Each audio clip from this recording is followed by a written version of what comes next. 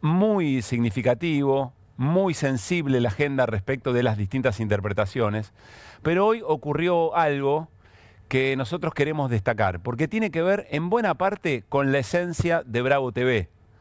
Ustedes conocen el lema de Bravo TV: si se meten con el periodismo, si el gobierno se mete con el periodismo, perfil se pone bravo. Y hoy ocurrió algo, varias cosas, pero algo puntualmente que queremos destacar. Hoy volvió a su trabajo habitual, volvió a hacer aire, Roberto Navarro, colega, además empresario de medios, y volvió con algunas preguntas, alguna caracterización de todo lo que le ocurrió y con algunas preguntas. Pero recordemos qué es lo que pasó con Roberto Navarro. Todo empezó con este posteo del presidente Javier Milei hace aproximadamente una semana. Periodistas mentirosos, había creído que una gran parte del periodismo había llegado a su máxima expresión como basura mentirosa con el tratamiento de la reducción de la pobreza. Me equivoqué, me quedé corto. Después hace una caracterización a qué se refiere. Y me interesa el final. En definitiva, creo que la gente no odia lo suficiente a estos sicarios con credencial de supuestos periodistas. Si los conocieran mejor, los odiarían aún mucho más que a los políticos. Bueno, esto ocurrió, insisto, hace aproximadamente una semana. En esos días también, otro comunicador, Luis Majul, toma una decisión muy fuerte, muy importante, de la que estuve escuchando en las últimas horas algunas de sus palabras, de la que no se arrepiente, no pide disculpas por esto, sí dice que repudia la violencia que recibió Roberto Navarro. Pero Luis Majul, insisto, pocas horas en los alrededores de ese mensaje de Javier Milei, dijo esto. Yo discrimino y diferencio entre la gente en la gente que tiene una expresión de deseos de que el dólar se vaya a la mierda y que la inflación se vuelva a ir a la miércoles para que este gobierno se caiga cuanto antes. Claro que diferencio. Pero perdón, vos que estás del otro lado, ¿no lo reconoces? Yo lo reconozco. No es lo mismo Roberto Navarro que cualquier otro periodista, elegí el que quiera, de La Nación Más. No es lo mismo, ¿eh? Uno es un operador que dice que trabaja de periodista y que juega un partido, y un partido político, y que quiere que a Milei le vaya mal, igual que Grabois. Yo quiero que se vaya, dice, igual que Gabriel Solano. Son los tipos que quieren que se vaya, que este gobierno se vaya, que caiga el gobierno antidemocrático, no que dure por lo menos los primeros 4 años que tiene que durar.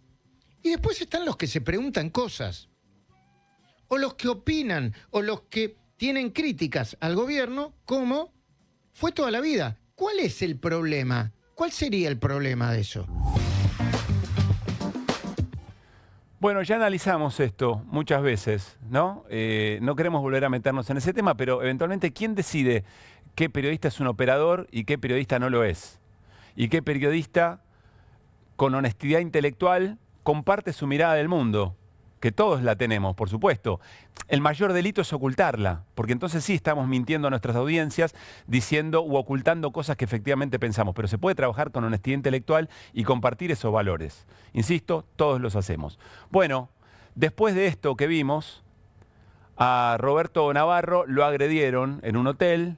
Él estaba tomando un café con alguien empieza a insultarlo durante mucho tiempo, hasta que en un momento Roberto Navarro se levanta, va a contestar o por lo menos a plantear un diálogo o a preguntar por qué, y alguien de atrás le da una trompada, lo internan 48 horas y durante una semana tenía que estar en observación por una situación delicada de salud, porque el golpe en la cabeza, en la parte de atrás, fue muy importante. Insisto, hoy vuelve Roberto Navarro y cuando vuelve, en su momento editorial, dice esto.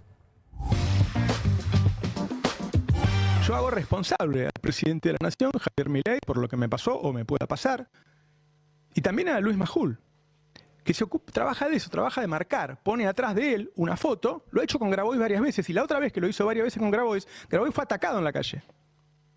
Grabois fue atacado en la calle, porque generan eso. Y Majul se ocupa de marcar, ¿no? Y le pregunto ahora, presidente, ¿le parece suficiente odio ese? ¿Le parece suficiente odio? ¿O quiere más? Yo quiero hacer propia la pregunta de Roberto Navarro. ¿Ya está, presidente? ¿Es suficiente odio? ¿O falta más? ¿O cuál es el odio que usted desea que la gente le tenga al periodismo en general? Ahora vamos a ver por qué digo el periodismo en general, o algunos en particular, que de alguna manera alguien toma su palabra. Yo no voy a pensar que trabaja en tándem algún sector de la comunicación política y en función de lo que el presidente decide, entonces después, como dijo Navarro, va y marca. Yo no voy a creer eso, voy a creer la mejor versión. La mejor versión es que el presidente de la Nación habilita determinado volumen de violencia, o diría, me arrepentí de haber dicho determinado volumen, habilita la violencia, y entonces hay quien se cree habilitado para cruzar esa línea y dar nombres propios. Y después se cruzan situaciones que nunca hubiéramos querido que ocurran, pero efectivamente pasan y se naturalizan. Bueno, hoy sucedieron otras cosas, en las últimas horas sucedieron otras cosas y vuelven a aparecer los nombres propios. El presidente Javier Milei, como recién lo conversábamos con Juan Di Natale, está muy enojado, todo el gobierno está muy enojado respecto de la narrativa sobre la ausencia del presidente de la Nación en el velatorio del Papa Francisco. No en el funeral, no en la despedida final, sino en el velatorio, allí donde era abierto al público. Entonces hay periodistas de todo pelaje que piensan distinto, que entienden las cosas de distinta manera, que tuvieron la misma lectura, que el presidente debería haber estado allí, en la representación del pueblo argentino, por todo lo que significa la Argentina para un papa argentino. Por ejemplo, Paulino Rodríguez, del canal La Nación Más, y por ejemplo Diego Brancatelli en C5N. Miradas antagónicas respecto de las políticas públicas de este gobierno y de otros. Bueno, el presidente se ocupó otra vez de señalar con nombres propios el enojo que tiene, y no que están mirando las cosas de otra manera o que tienen otra opinión, sino que efectivamente lo hacen para derrocarlo, para debilitarlo. Escuchen. Raya el mal gusto propio de cerdos, hecho por ese cuasi, no sé, creo que es una ofensa decirle periodista al señor Diego Brancatelli, o en La Nación Más el señor Paulino Rodríguez, ¿no? Y empecinados en ensuciar, y tengo entendido que no fueron los únicos, fueron los únicos videos que he visto al pasar. Pero la manera de mentir descarada, ensuciando, no me sorprende ninguno de los dos, porque son parte de un conjunto de periodistas que se dedican a ensuciar regularmente, a deformar la realidad de manera grosera. Y la realidad es que nosotros tuvimos una semana muy complicada, paramos todas las actividades para hacer el viaje cuando Vaticano lo determinara. Y Vaticano determinó que nosotros teníamos que estar el día sábado. Yo le quiero pedir un favor, presidente. Súmeme a la lista. Súmeme a ese grupo. No tengo ninguna intención en derrocarlo. No tengo ninguna intención en que su gobierno termine antes de tiempo, de ninguna manera. Creo que eso sería muy perjudicial para la sociedad argentina. Pero estoy convencido que las razones por las cuales usted no estuvo en la despedida, en el velatorio del Papa Francisco, no son las que ustedes dicen. O usted me va a decir que es un presidente apegado a las reglas, que se atiene a los límites de cierta institucionalidad. De hecho, un sector muy importante del pueblo argentino lo votó porque su discurso es exactamente lo contrario, porque usted hace lo que hay que hacer, más allá de lo que diga quien lo diga. ¿Cómo sería con Lula, por ejemplo, con Macron? El Vaticano también le dijo a Lula, no, usted no venga el viernes, venga el sábado. Y Lula tomó la decisión de ir. O al revés, peor. No, el presidente argentino, de un papa argentino, que no venga el viernes al velatorio, pero el presidente brasileño sí. Y el presidente francés también. No cierra por ningún lado, no nos tome por salames. Hubo una decisión, o eventualmente, de no tomar los recaudos necesarios para llegar tarde, o directamente de no ir, por las razones que usted entienda. Yo tengo mi interpretación, que es que usted no comulgaba en nada con el Papa Francisco. En nada. No es que no, era antagónico su pensamiento. De hecho, usted llega tarde porque se queda homenajeando a alguien que creía que Francisco necesita el perdón de Dios y que va a tener tiempo, Francisco, ahora muerto, va a tener tiempo de recapacitar sobre lo que creía del Estado y la justicia social. No solamente eso, sino que usted volvió muy rápido a otra a otro reconocimiento y a otro homenaje, a otra condecoración a la misma persona. Entonces no nos tome por salames. Si algo impactó muy mal en su imagen, y eso es lo que le están diciendo las consultoras o sus asesores, bueno, hay que bancársela. Hay que bancársela. Porque es la manera en que usted lleva adelante la presidencia de la Nación, que es una institución muy importante y que no habría que degradar de esa manera. Veremos las consecuencias que pagamos por esa degradación. O mejor dicho, su presidencia es probable que sea la degradación que hicieron otros antes que usted para poder llegar a ese lugar. Pero no nos tome por salames. La interpretación que hace Paulino Rodríguez, Brancatelli o quien le habla es la que es. Porque usted ofrece todos los elementos para entender efectivamente eso. Ahora, la cosa no termina acá. Usted se la tiene jurada al periodismo. Hoy, en un canal de streaming, le hicieron una entrevista a Eduardo Feynman. Eduardo Feynman fue muy ofensivo respecto de Jorge Fontevecchia. Enseguida charlamos con Jorge Fontevecchia. Viene aquí al piso de QR. Y es muy interesante ver lo que hizo el presidente Javier Milei con eso que dijo Eduardo Feynman sobre Jorge Fontevecchia. Esto es lo que pasó. El facho cool. Entonces yo, qué sé yo, ahora llegó un gobierno, qué sé yo, pero yo vengo diciendo las cosas que digo hace muchísimo tiempo. No recuerdo esa tapa. ¿Vos cómo tomás cuando ves una tapa así? Me le cago de risa. ¿Pero era despectiva o era un poco...? Sí, era despectiva, sí. Como todo lo que hace Perfil, como todo lo que hace Fontevecchia, ¿no? Una basura, una porquería. Ah, ¿te llevas muy mal con él? No sabía, no me constaba. No sé, no me llevo, pero la verdad, qué sé yo. Creo que vos hoy destacabas un título de Perfil, ¿no? Sí, que decía, el próximo papa estuvo en el funeral de Francisco, pero nadie sabe quién es. ¿Eso es periodismo? ¿Eso es alto periodismo? Bueno, viste que en esta época... Eso es una pelotudez. Eso es una pelotudez. Pero viste que estamos en una época donde el clic es lo que más importa, bueno. Que la gente entre a ver la nota. Bueno, quizás eso es lo malo. Quizás eso es... Para otro programa, ¿cuántas cosas en el marco de la tolerancia aceptamos y que cruzan líneas? ¿No? Para otro programa, para otro momento, es otra discusión. Bueno, Eduardo Feynman dice lo que dice respecto de Jorge Fontevecchia y del trabajo que se hace en Editorial Perfil. Y el presidente de la Nación, que no es la primera vez que hostiga, y yo voy a decir una cosa, que marca a Jorge Fontevecchia, recoge el guante de lo que dice Eduardo Feynman y hace este posteo. Alguien se lo tenía que decir. Eduardo Feynman, felicitaciones por poner en caja a uno de los periodistas más siniestros y mentirosos del país. ¡Viva la libertad, carajo! Acá hay otra pregunta para hacerse. ¿Tiene que ocurrir con Jorge Fontevecchia, con Paulino Rodríguez, con Diego Brancatelli, lo mismo que ocurrió con Roberto Navarro? Es decir, respondiendo a la pregunta de Roberto Navarro, ¿no es suficiente el odio que se expresó en esa oportunidad? ¿No es suficiente el odio que usted expresa? Se necesita aún más. Y entonces todo esto nos parece gracioso, nos parece que es un modo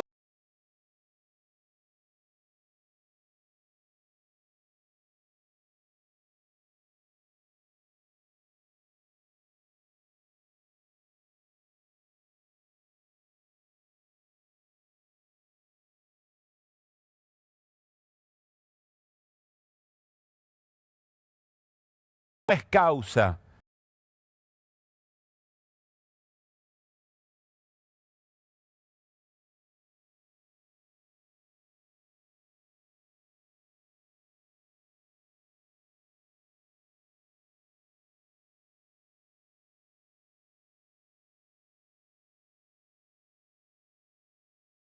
De todos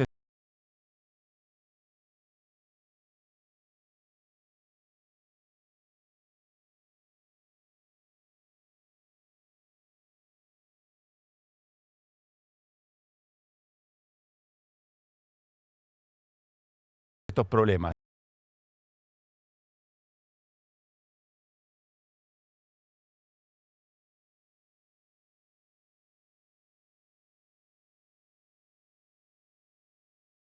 Es la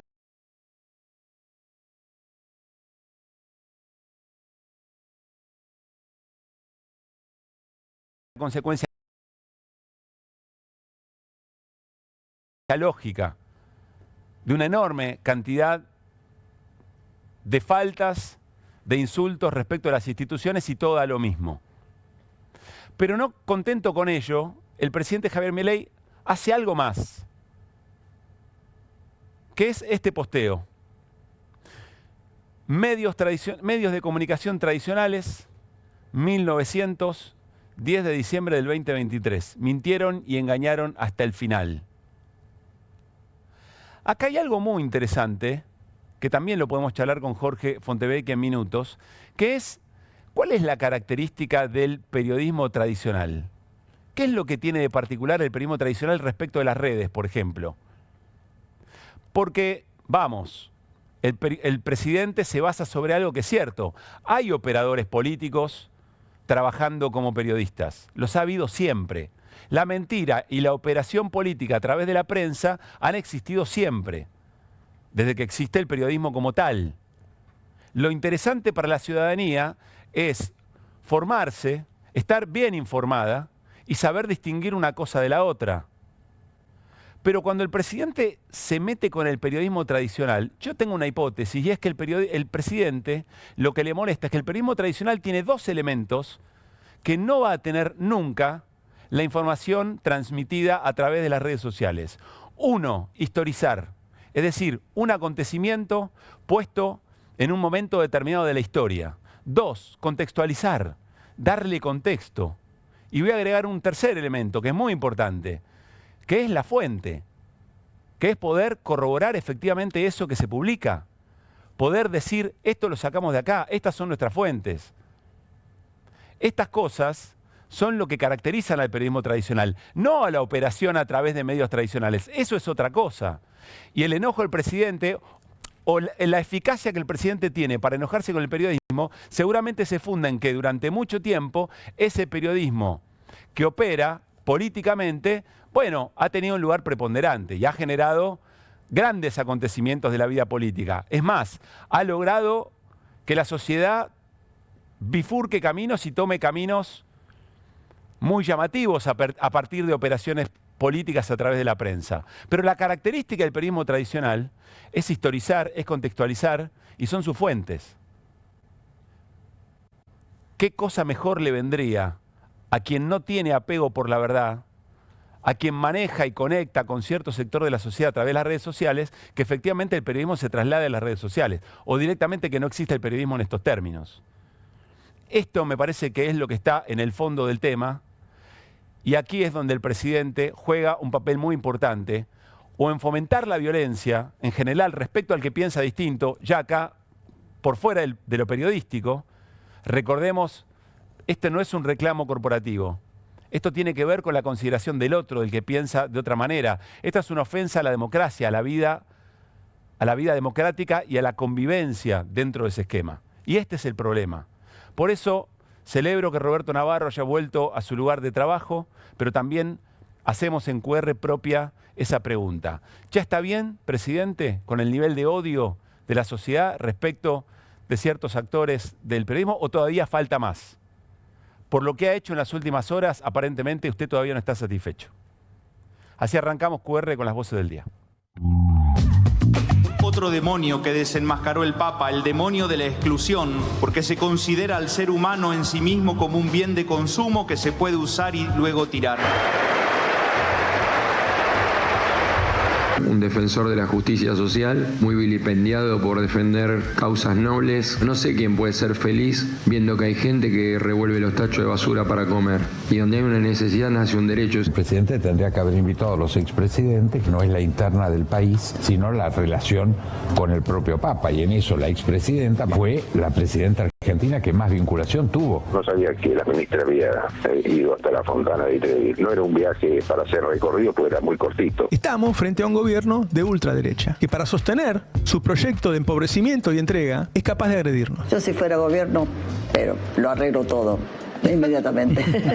Que los ricos paguen más. Hay que fomentar a los ricos y ahí es cuando empieza a desarrollarse una economía. Pero los ricos en general son medio marretes. En términos anuales pasamos del 54.000 anual al 6 anual. La economía argentina sube como pedo de buzo y se ve la burbujita por todos lados. Y bajó mucho la venta. La paleta estaba a 9.000 la semana pasada, ahora está a 9.900. Subió un 10%, digamos. Que los salarios han crecido por encima de la inflación, que ha mejorado el poder adquisitivo de los jubilados. Él ha dicho una serie de afirmaciones. Siempre que los mercados festejan, el pueblo la pasa muy mal. Hoy el Estado Nacional está dedicando muy pocos recursos para el mantenimiento de ruta, para el mantenimiento de toda la infraestructura vinculada al Estado Nacional. Es ilegal. Y la Argentina tiene una fuerza de seguridad militarizada para ese tipo de tareas, que es la Gendarmería. ¿Por qué no está la Gendarmería en las fronteras y está pegándole a los jubilados? El gobernador en este momento va a estar presentando una nota al directorio ejecutivo del Fondo Monetario solicitando una urgente e imparcial investigación sobre la conducta irresponsable y partidaria de la señora Georgieva. ¿Sabían que va a aumentar el colectivo el 1 de mayo? Está mal, porque aumenta todo, pero no aumentan los sueldos. A partir del 14, fin de mes.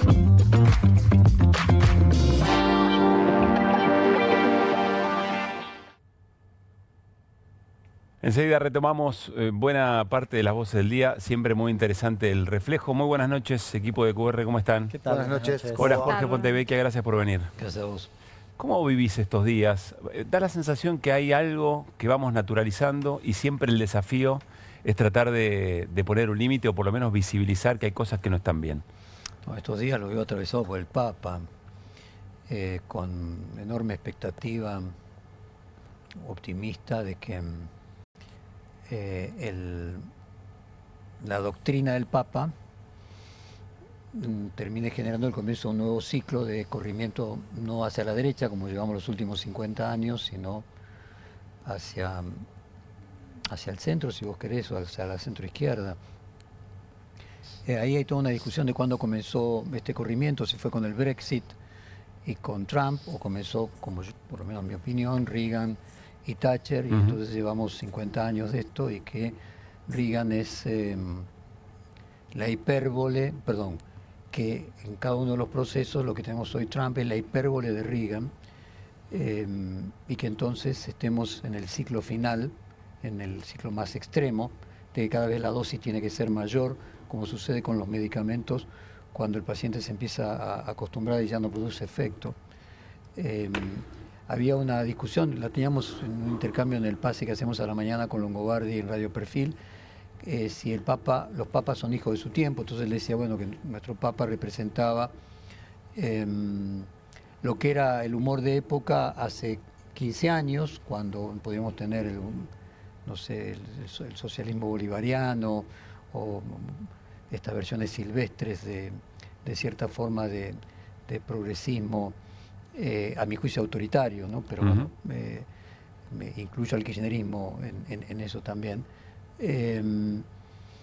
Y no, yo pienso que no, que eso tenía que ver con Juan Pablo II, o sea, que los papas construyen si vos querés, una narrativa que produce un efecto a posteriori. O sea, el ejemplo de Rerum Novarum a fines del siglo XIX se convierte en política, en partidos políticos, para bien y para mal, 20, 30 y 40 años después, dependiendo los países, ¿no? Entonces quiero ilusionarme de que el discurso del Papa, que para mí fue mucho más que un Papa, lo que vimos, hay muchos papas que pasan sin pena ni gloria, esto no fue un Papa, fue un líder moral, como Gandhi, ponele, ¿no? Que tiene muchos puntos en común con Gandhi, te digo, cuando uno hace el análisis, un líder moral y político a la vez, ¿no? Entonces, bueno, me he olvidado de Milei, me hizo acordar hoy por el tweet que me mandaron ustedes, pero ya me he olvidado de... A ver, lo que entiendo que nos estás queriendo decir como mensaje es no perdamos el fondo de la cuestión, ¿cuál es la verdadera disputa, la verdadera disputa del medio? Escuché tú, no, es grave, claro que es grave, no, de la violencia oral se pasa a la violencia física, no tengo ninguna duda de eso, no es un tema menor, para nada es un tema menor. De hecho, no me acuerdo, creo que el jueves, también nuevamente en el pase, con lo cual me parece que estoy pasando un aviso, pero bueno, es lo único que hago, me hiciste cambiar de traje y venir de vuelta, y mañana venir de vuelta, es lo único que hago a la mañana. quise hacer nuestra solidaridad con Navarro, con quien no tengo ninguna simpatía, todo por el contrario, ha sido muy crítico de perfil de mí, y sin embargo quisimos transmitir nuestra solidaridad. Pasamos el mensaje cuando anuncia el destape lo que le había sucedido. No me extraña. ¿Por qué? No me extraña. Y porque me parece que la violencia oral lleva a la violencia física. Mira, en 678 se colocaba de que era mentira que yo había estado en el campo de concentración, como yo lo llamo, y no de detención, en el Olimpo, o que no había estado puesto a disposición del Poder Ejecutivo, y todo lo contrario, que habíamos apoyado a la dictadura, ¿no? Ese era el mensaje de esa época. Un día yo saliendo de mi casa, un tipo me grita golpista. Y yo dije, yo le voy a explicar a este hombre, ¿cómo le puedo explicar? ¿Cómo explicar hechos de hace 45 años atrás? O sea, personas que no tienen por qué, además, tomarse el trabajo que nos tomamos nosotros, la cantidad de horas que invertimos en lecturas, en conocimiento. Entonces, esos mensajes tienen pregnancia, ¿no? O sea, hay una responsabilidad desde ya en el presidente, desde ya que tiene una palabra, yo te diría, tiene un discurso performativo, o sea, casualmente lo que tiene la autoridad, la ley, es yo te bautizo, o sea, convierte en ley la palabra. Entonces, bueno, tiene muchísima responsabilidad, pero también tiene responsabilidad el periodismo. Quiero decir, no es un hecho... no sé en el caso, yo preguntaba recién acá, pero Majul lo dijo antes o después. Eso fue antes. No, pero que me cuentan que lo dijo antes. Pero no me refiero particularmente por Majul o por esto que retransmitió de Feynman el presidente. Me refiero a que hace unos años había una diferencia entre los medios tradicionales a los que vos te referías. Déjame ir un poco más atrás. Hace bastante tiempo atrás, los medios eran generalmente accionistas que se dedicaban a los medios. Por distintos motivos, eso fue cambiando a lo largo de décadas y nos encontramos que empresas de medios conducidas por accionistas que se dedican profesionalmente a los medios terminan siendo excepcionales y los medios se han convertido en herramientas que son medios para otros fines, ¿no? El que se te ocurra, desde un casino, un sindicato, un partido. Por ejemplo, se nos colocaba a nosotros en la guerra del campo, en el mismo sector que Clarín y La Nación. Cristina, me acuerdo que una vez dijo, ahí está, no me acuerdo, la mesa chica del odio, no sé qué. Yo dije, ¿pero por qué nos ponen a nosotros? Bueno, el único punto en común que nosotros teníamos era que claramente Clarín y Nación eran las únicas dos empresas, junto con Perfil, que en los últimos 30 años siguen siendo los mismos accionistas. Todas las demás se habían comprado a veces más de una vez. Entonces, por un lado... Te corrí de decís, el periodismo también tiene responsabilidad. ¿A qué te referís? Bueno, ahí estoy avanzando. Entonces, perdón por hacerle colocar en contexto a la audiencia que no tiene por qué saber que los medios han sido comprados en su gran mayoría por personas que no se dedican a ellos como un fin en sí mismo, sino como una herramienta para otros fines. Entonces, bueno, quedaba los medios tradicionales, que tenían como tradición. Bueno, se comportaban de una manera distinta, tenían en cuenta el largo plazo. Había ciertos pactos de lecturas con los errores, con las ideologías, con los sesgos que cada uno tenga, con las críticas que haya para hacerlo, pero eran razonablemente previsibles. Y siempre hubo, si vos querés, un periodismo, como dijo Facho, un periodismo facho, siempre hubo, pero estaba en la periferia. Cara pintada, inclusive no solamente Facho, cara pintada, no, pero bueno, estaba en los medios de Haddad, estaba en la América post-Urnequiano, Urnequiano nunca lo hubiera dejado, pero bueno, en organizaciones periodísticas que en realidad no tenían el periodismo como un fin en sí mismo. Entonces siempre existió ese periodismo marginal, antidemocrático, facho, que tenía, si vos querés, el grito, la búsqueda del rating a través de exacerbar lo peor que todos los seres humanos, la parte tanática que todos los seres humanos tenemos. Dos personas se agarran a piñas en la calle y todos nos paramos y nos damos vuelta a mirar qué pasa. Es parte Es decir, esa violencia como una manera de acumular. Claro, produce mucho efecto, ¿no? Bueno, luego siempre digo, había hace 50 años radialistas que golpeaban la mesa, en la época de Malvinas teníamos un señor Gómez Fuentes que también, quiero decir, eso, lo de Babi Checopar, hay muchos comunicadores muy exitosos. Entonces quiero decirte, eso existió siempre. Lo que cambió ahora es que pasó de la periferia a los medios tradicionales. Entonces te encontrás que primero fue La Nación y después Clarín en TN, donde te encontrás que periodistas que antes eran de esa periferia que había formado Haddad, y no solamente él, a que pasaron a los medios tradicionales que tenían determinados límites. Eso acá no. Y Canal 13 ahora. Y mi Canal 13 ahora. Es decir, esto acá no, porque no es todo por un punto de rating. O sea, las empresas que tienen una historia y una trayectoria están cuidando también su imagen a futuro. Jorge, pero hay algo que... Entiendo todo lo que estás planteando, pero hay algo que no me termina de cerrar. La tradición de los medios, por lo menos los medios gráficos en la Argentina, son todos vinculados a partidos políticos. No. O sea, eso en el siglo XIX. Crítica, Clarín. No, mira. O sea, exceptuando Perfil, en eso no. Perfil, Clarín sale del desarrollismo. No, por más que salga del desarrollismo. Acá tengo un economista con el que ya alguna vez he discutido, así que no será la última. El periodismo, ni la primera. El periodismo que nosotros conocemos fue creado por la publicidad y por la ley antitrust en 1910, cuando se plantea la ley antitrust. Había 7 familias que concentraban en Estados Unidos 2/3 del Producto Bruto. Y en líneas generales no había competencia.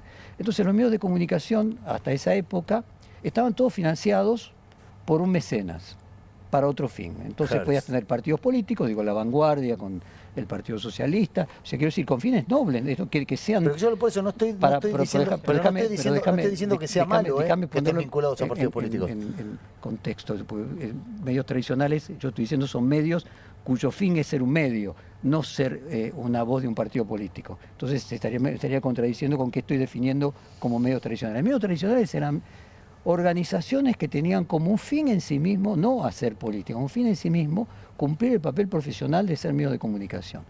¿Por qué esto fue posible a partir de 1910 y no antes? Fue posible porque se inventó la publicidad. Hasta 1910 el diario lo pagaba 100% como un libro, como un teatro, 100%, no, lo pagaba 100% el consumidor. Entonces, como lo pagaba 100% el consumidor, acá me puede ayudar con la elasticidad de la demanda, el precio del diario era 9 veces el que fue luego cuando la publicidad pasó a ser el 90% del componente del costo. O sea, bajó el precio al 10%, creció la elasticidad de la demanda. Entonces, primero, los diarios pasaron de 4 hojas a 100, pasaron de... ¿Cómo? Y valían más barato. Valían infinitamente más barato. Es lo mismo que te pasa con el teatro hoy. O sea, el teatro cuesta mucho dinero. Entonces, y te termino. ¿Esto qué hizo? Esto hizo que los diarios se convirtieran en masivos, dejaron de ser un tema de la elite. La radio, que ya existía para la entrada de barcos a puerto, pasar a ser un medio de comunicación, porque la publicidad es lo que lo hacía sustentable, luego la televisión y todo lo demás que vino a posteriori. Entonces, cuando vos te agarrás a empresas como Clarín y Nación, eran sustentables como empresas, organizaciones que tenían como un fin perdurar como organización en una actividad profesional que era sustentable, rentable y en algunos casos hasta muy rentable. Pero con una ideología política. Jorge, no, ideología tiene todo el mundo. Por eso, interés. Que no está mal. Eso es lo que yo una cosa es que sean a los fines políticos. No, el fin no era político. Lo que hay que reivindicar es la honestidad intelectual. Perdón, ya te dejo. La honestidad intelectual. O sea, pero el fin de Clarín no era político. El fin de Clarín es ser Clarín cada vez más grande. No, el fin no es... Debatible. Bueno, como vos quieras. Yo te digo lo que... todo bien, vos podés hacer lo que quieras. Económico. Hacer Clarín cada vez más grande, con el mismo fin que tiene con la mayoría de las empresas, que maximizar su beneficio. Son cuestiones que se funden. Sobre todo con lo que ha avanzado en otros aspectos. Pero permitime, Jorge, volver a Feynman y a Milei, te quiero preguntar. Dale. ¿Qué viste vos? Porque la verdad, uno que tiene algunos años acá, yo lo veía a Feynman, digo, ¿qué está queriendo decir? ¿Está enojado por una etapa? ¿En serio? Me parece que hay algo tal vez más allá. Y te pregunto, no solo por Feynman, sino sobre todo por Milei. Porque atrás sale Milei cuestionándote en particular. ¿Qué es que hay Bueno, a mí me parece que lo de Feynman no merece, por lo menos de mi parte, mayor consideración. Simplemente esto que estoy mostrando de que creo que por una cuestión de rating, lo que antes era la periferia del periodismo, hoy se mudó a los medios más importantes que tenía la Argentina, y creo que hay un análisis aquí que uno podría hacer desde una perspectiva marxista de que es la infraestructura la que condiciona la superestructura. Es la debilidad de los medios y la realidad económica lo que lleva a que entonces necesitan, no les queda otra alternativa que vender o consumir capital futuro, que es capital simbólico, por algo de presente, cambiar bronce por oro, para decirlo de alguna manera, que antes no era necesario hacer. En el caso de Milei, él me llama siniestro. Agregó hasta ahora no me había llamado siniestro. Yo ya no tengo más el privilegio de ser la persona más criticada por Milei. Sí lo tuve al comienzo de todos, y ahí sí fui el más criticado. Hoy prácticamente es todo el periodismo argentino, pero uno sí podría entender una lógica respecto de a quiénes critica, ¿no? En líneas generales, si vos analizás el tipo de periodistas a los que viene criticando, generalmente son en su mayoría de aquello que él podría suponer que puede estar parte de su electorado. O sea, no le preocupa la crítica de los medios que tienen una ideología clarísima, para ponerlo, no sé si la palabra izquierda o derecha es un poco antigua, pero simplemente en un sentido didáctico, en los medios más de izquierda, más kirchneristas, si querés, los medios kirchneristas, Milei no le preocupa en lo más... Sí, no me putea a mí, te putea a vos. No, en lo más mínimo. Sí, o más progresista. Y en líneas generales ves que las críticas vienen de aquellos medios que además de progresistas, digamos, llegan a la clase social y educativa más alta. Entonces yo creo que ahí hay una preocupación electoral.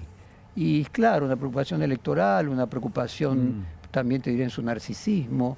A mí me gusta mucho cómo Freud utilizaba lo siniestro. O sea, la palabra siniestro viene de sinistro, o sea, viene de izquierda, de lo concebido como que la mayoría de las personas éramos diestras, entonces lo normal era lo diestro, entonces viene de aquello y tiene una acepción maléfico, exactamente la misma acepción que Milei colocó sobre el Papa. Pero a mí me gusta la que hace Freud, que toma la etimología española, cuando él dice que lo siniestro es lo que genera más angustia porque es lo malo familiar, o sea, algo cercano, incluso habla de algo propio y reprimido, que lo peor de las angustias es ver algo malo, pero que al mismo tiempo sea familiar, algo que está cercano a vos. Entonces, bueno, él hace ese calificativo que creo que en el fondo tiene una interpretación freudiana, de que en realidad le preocupa más la crítica de aquello que él supone que lo tendría que aprobar por la clase social. ¿Cómo? ¿Entrevistaste a Milei? Sí, varias veces, sí. O sea, que tenías una relación razonable. Teníamos, sí, mientras él era... mientras él no era un presidenciable, a mí me parecía, y me sigue pareciendo, que, digamos, me resulta interesante desde el punto de vista antropológico una persona anarquista, y me parece que además merece tiene todo el derecho de ser anarquista y pensar, y creo que todas incluso las visiones extremas, mientras no sean violentas, enriquecen el discurso público. Cuando él pasa a ser un presidenciable, ahí mi posición cambió, porque dejó de ser un interés antropológico para pasar a ser un problema político. Y entonces, probablemente también el hecho de que él se haya generado... No conmigo, él tenía mucha relación con noticias. O sea, él fue tapa de noticias, no sé, hace 5 años, que creo que era la televisión Freak, porque hay una célebre tapa de él con un martillo, con una cara... Sí, rompiendo el Banco Nación. En esa época no era el Banco Central. O sea, te estoy hablando hace 5 años, no, era rompiendo todo. Era la televisión, cuando él iba era panelista y creaba disrupciones en esas mesas. Jorge, si todo sigue así, ¿qué deviene? Bueno, Lo primero que te digo es, termina mal. Pero me gustaría, pues mi visión es optimista, ¿no? Entonces, creo que termina mal para Milei, no por nada en particular.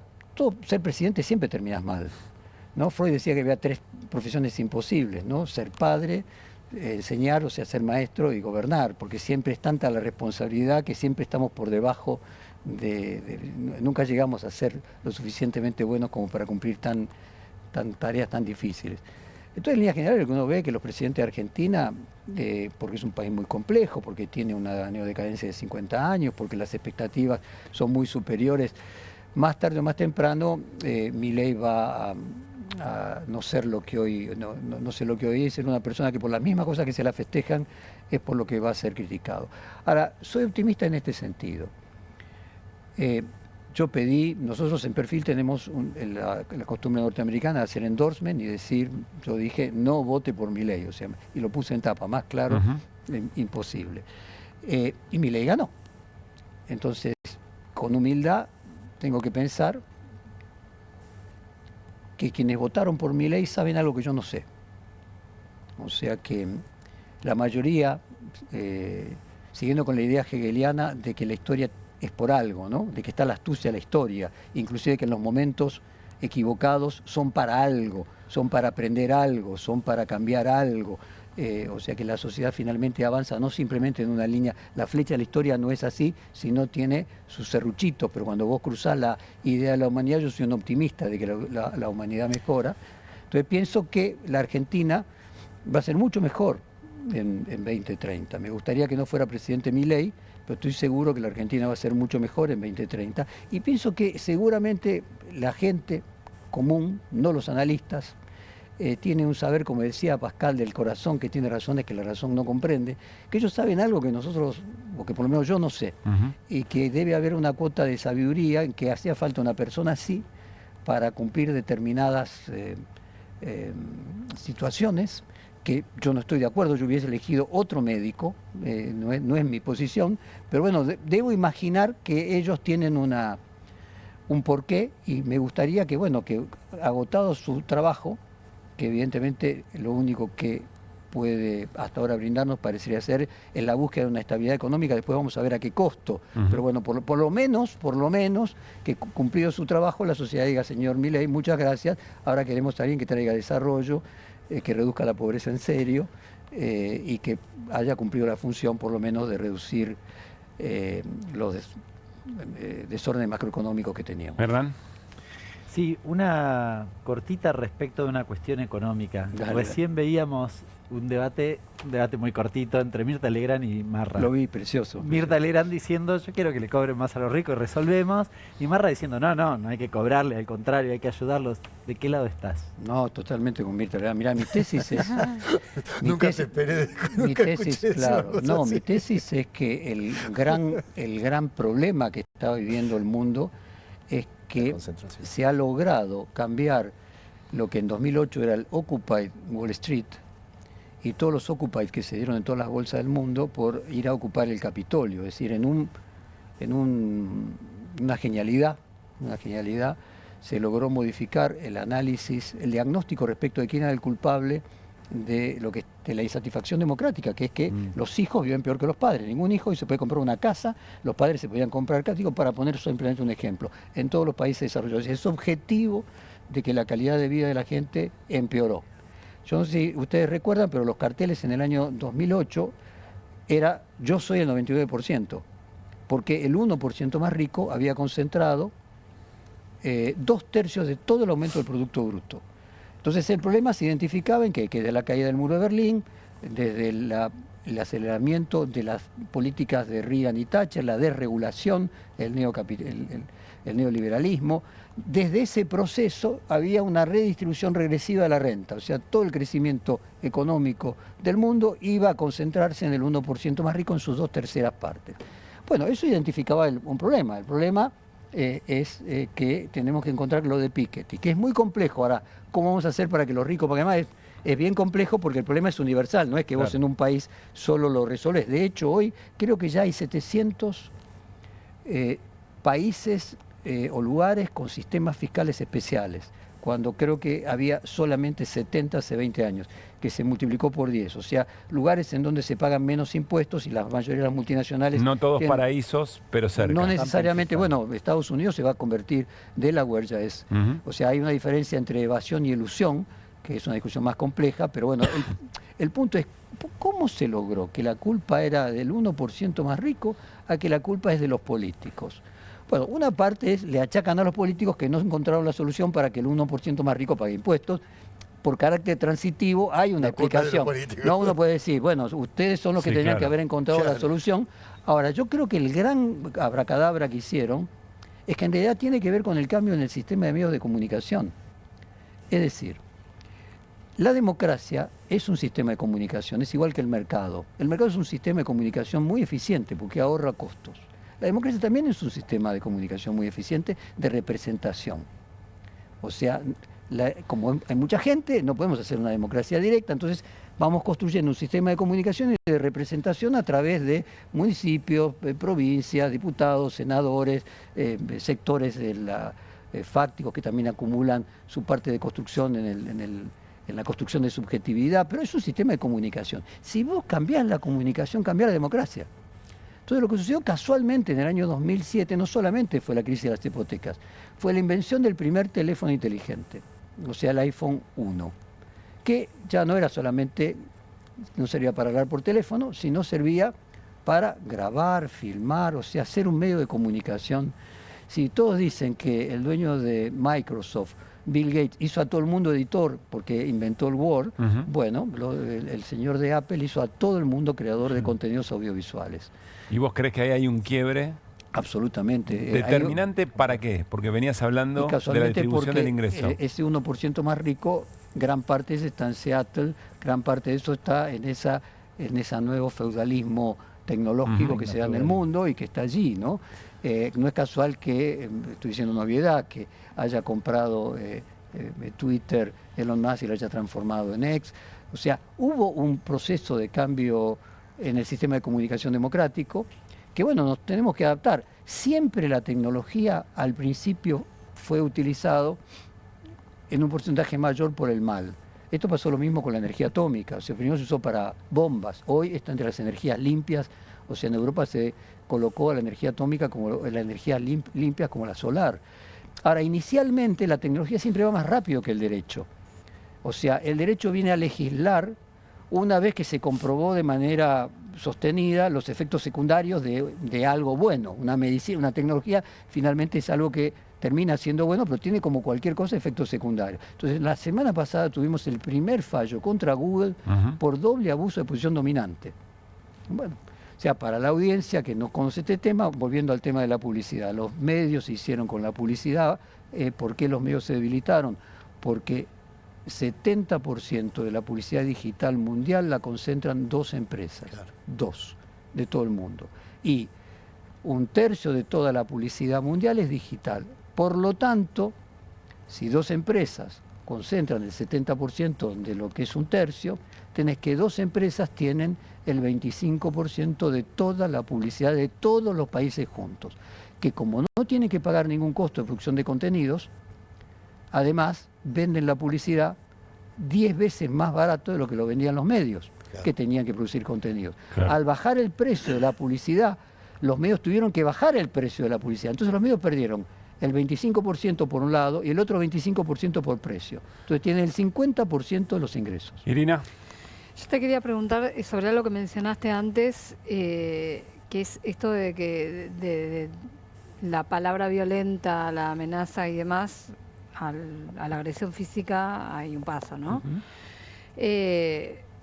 Como bien dijiste antes, además Milei ya mostraba su violencia en rompiendo el Banco Central o lo que fuera, pero ahora es presidente y sigue días antes de lo de Navarro pidiendo que a la gente odie más, por ejemplo.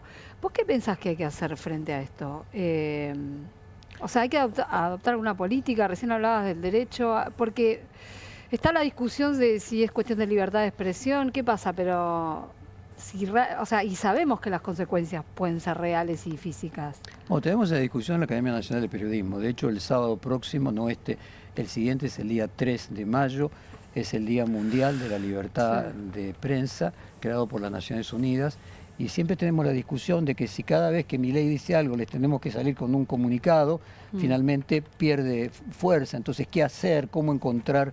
Vamos a hacer una solicitada en todos los diarios recordando cuál es el buen periodismo. Yo soy de los que insisten en que, esto lo dice Harari, de que no hay actividad que si no se autorregula no pierda prestigio. O sea que toda actividad necesita marcar a aquellos que hacen mala praxis y que necesita que no solamente decir qué es lo que corresponde hacer, sino también cuando no se hace lo correcto, marcarlo, ¿no? Hay toda una discusión porque la Argentina se utilizó muchas veces, hemos sido tan perseguidos los periodistas que entonces pareciera que decir este señor está haciendo las cosas mal sería una casa de brujas. Entonces toda una discusión, bueno, ¿por qué vamos a marcar a aquellos colegas usando la palabra pareciera ser una casa de brujas o pareciera ser algo igualmente agresivo, responder de la misma manera? Bueno, es una discusión que tenemos. Yo por mi parte, yo te digo, ¿qué hago yo? Lo primero que digo es, no, la palabra tiene importancia. O sea, vos no podés decir cualquier cosa. La libertad de expresión es absoluta. Yo defiendo la libertad de expresión. Bueno, en Estados Unidos, me acuerdo en una época, la revista Nazi era la discusión.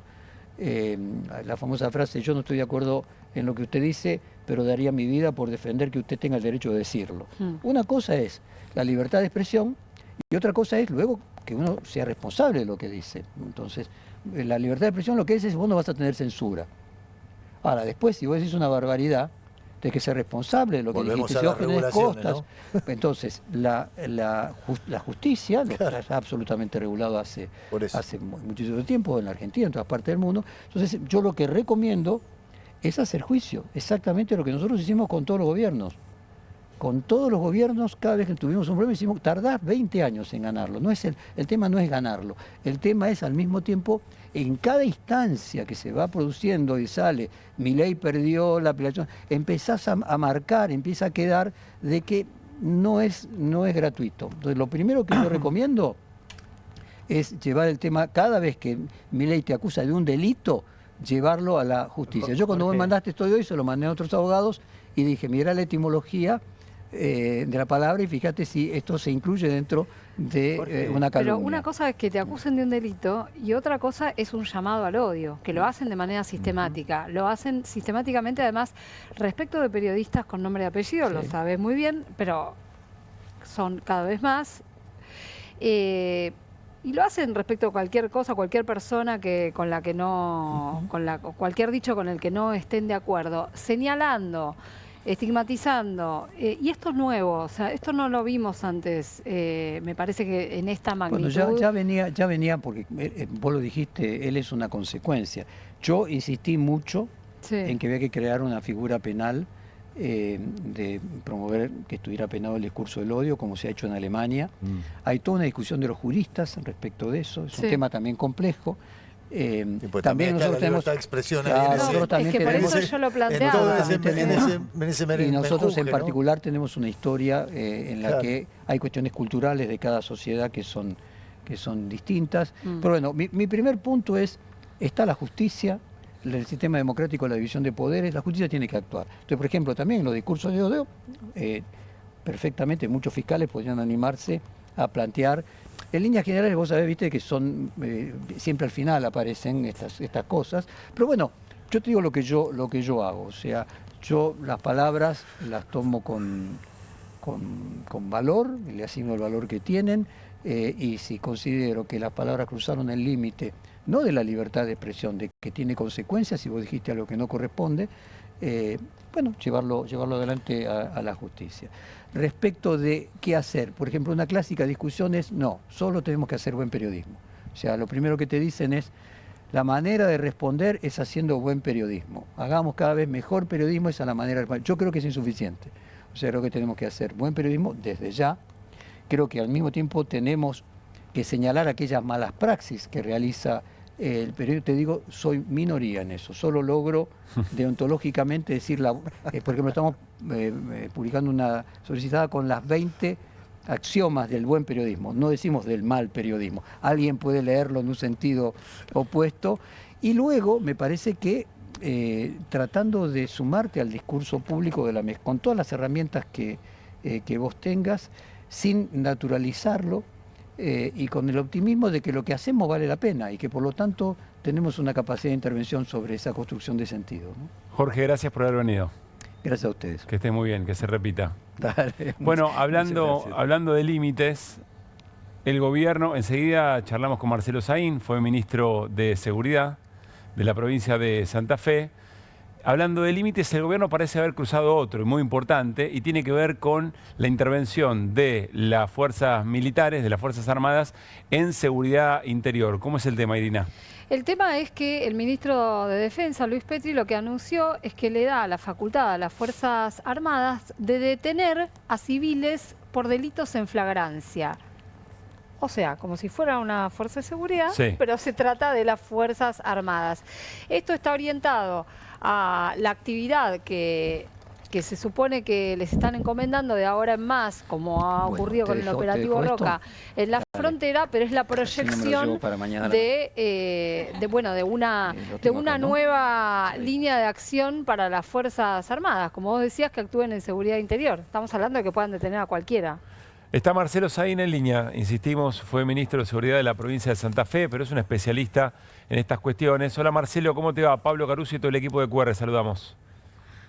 Bueno, un gusto. Buenas noches a todos y todas. Gracias por la espera, Marcelo. Por favor. Ayúdanos a encontrar un abordaje de esto que está ocurriendo, pero quiero recapacitar sobre algo, o por lo menos agregar esta información. Esto sale a partir de una nota en el diario Clarín del colega Santoro, que lo que cuenta, hay que ver cómo le llega efectivamente ese material, que hay una suerte de orden oculto, una orden reservada para los momentos de confrontación, es decir, cómo deben actuar las patrullas militares en determinadas situaciones. Y hay alguien que se hace la pregunta sobre cómo llega, hoy lo charlaba con Agustín Rossi, ex ministro de Defensa, cómo llega esto eventualmente a ser publicado, cómo se filtra esta información.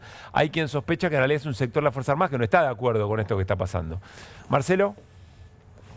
A ver, la resolución que da lugar a lo que es la operación Roca, así se llama esta operación, que en realidad es una resolución que no dice mucho, simplemente que ordena a un conjunto de jerarquías militares a que se apresten para la operación. No queda muy claro de qué se trata la operación. Sí dice en los considerandos de la resolución que es para adiestramiento y para apoyo logístico a las fuerzas de seguridad dentro del marco de lo que es la legislación actualmente vigente. Si esto es así, nunca podrían participar en operaciones, digamos, de intervención directa. Claro. Yo con el tema, y después, en el último artículo de esta resolución, aprueba lo que se llama reglas de empeñamiento. ¿Qué es una regla de empeñamiento? No, son las normas de procedimiento operativo, que son secretas. Las establecen en la propia resolución como reservadas, por ende no tenemos acceso a ellas. Así que todo lo que está diciendo el periodista Santoro, digamos, yo no sé si es cierto o no es cierto, porque no tuve acceso a las reglas de empeñamiento. Sí. Yo diría, esperemos un poquito.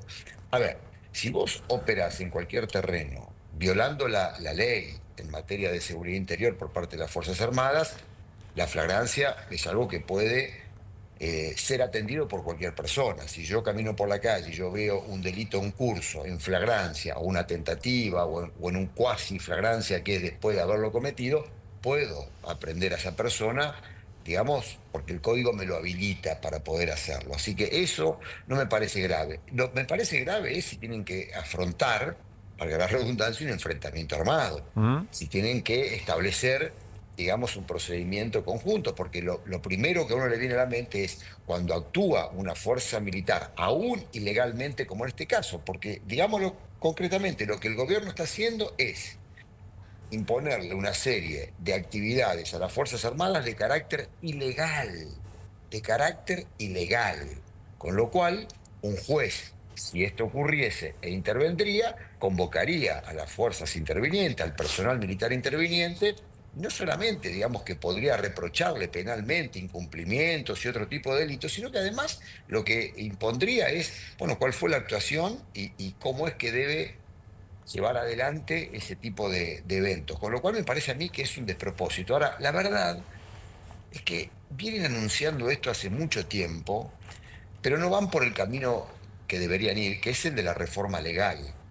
Para poder habilitar a las Fuerzas Armadas a intervenir en tareas de seguridad interior, tienen que reformar la ley de defensa, tienen que reformar la ley de seguridad interior. Y eso me parece que consideran que no lo pueden hacer, no tienen la entidad legislativa, política para poder hacerla, y entonces van por este conjunto de atajos. Ahora, yo veo estos atajos como atajos que son meramente conceptuales, que después no pasa nada.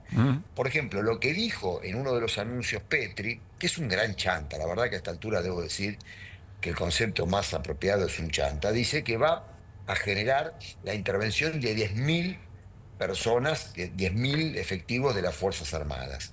Eso significa aproximadamente 3 brigadas. Hoy la Argentina no tiene ni condiciones económicas ni condiciones operacionales de hacer intervenir 10.000 efectivos militares para hacer tareas de apoyo a las fuerzas de seguridad. Y después dice, por turno va a haber 1.300. No, 1.300 en operaciones conjuntas, que si vos lo dividís en 4 cuartos, estás hablando de 250 personas por turno para cubrir toda la frontera norte. ¿Te das cuenta que es una chantada la de estos tipos?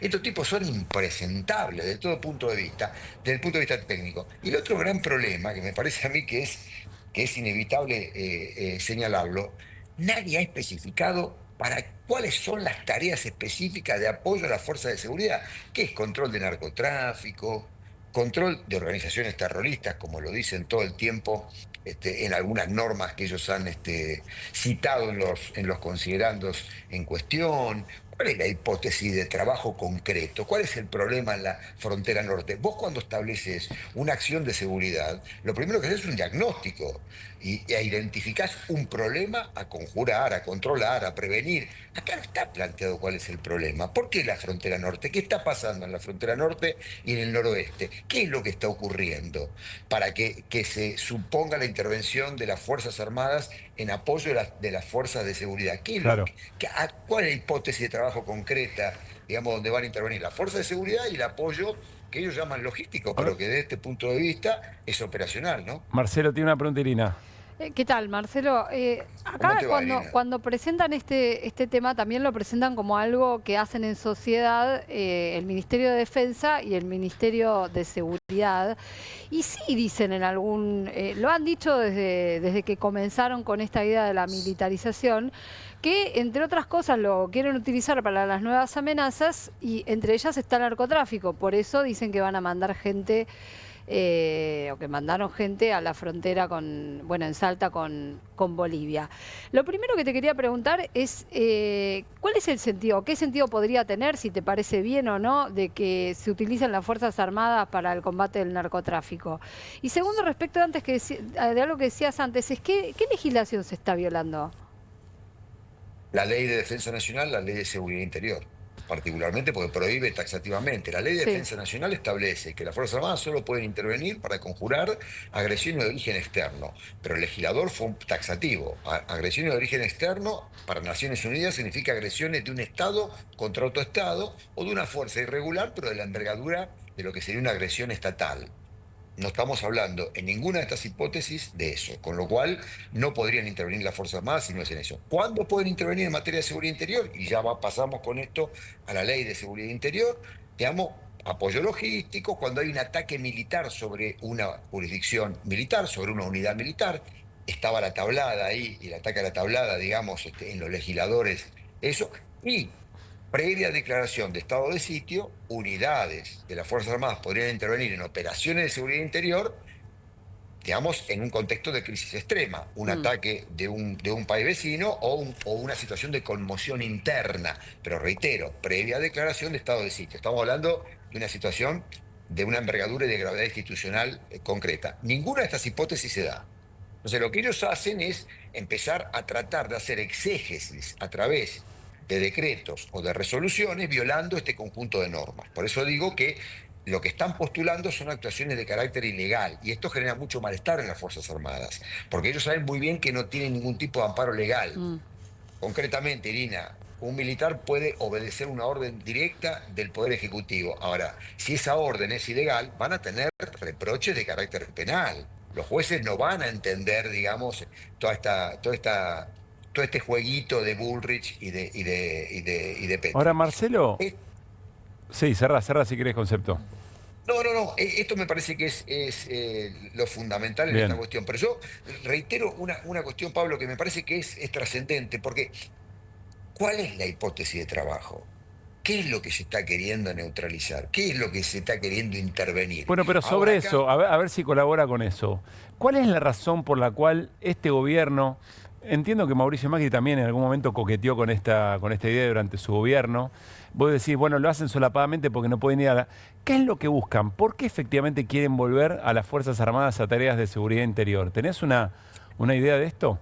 No lo sé, yo creo que están buscando, primero, darle algún tipo de razón a las Fuerzas Armadas, aunque genera un malestar muy importante. Yo está claro que uno de los impedimentos más grandes para poder concretar todo esto, desde el punto de vista operacional, material, es no hay un mango en las Fuerzas Armadas. Sí.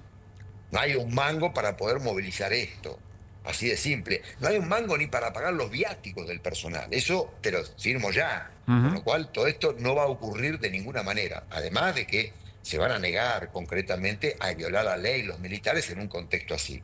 Pero yo creo que lo que hay es una sobreactuación muy importante que después no se traduce en ningún tipo de operación. A ver, recordemos, ¿te acordás que dijeron Pero que sobreactuación, ¿por qué? las Fuerzas Armadas? Sobreactuación porque suponen que en el discurso respecto de la seguridad, poner a los militares en la calle les daría una legitimidad ante algún tipo de rédito o algo por el estilo, tienen que hacer algo. ¿No es un poco la receta también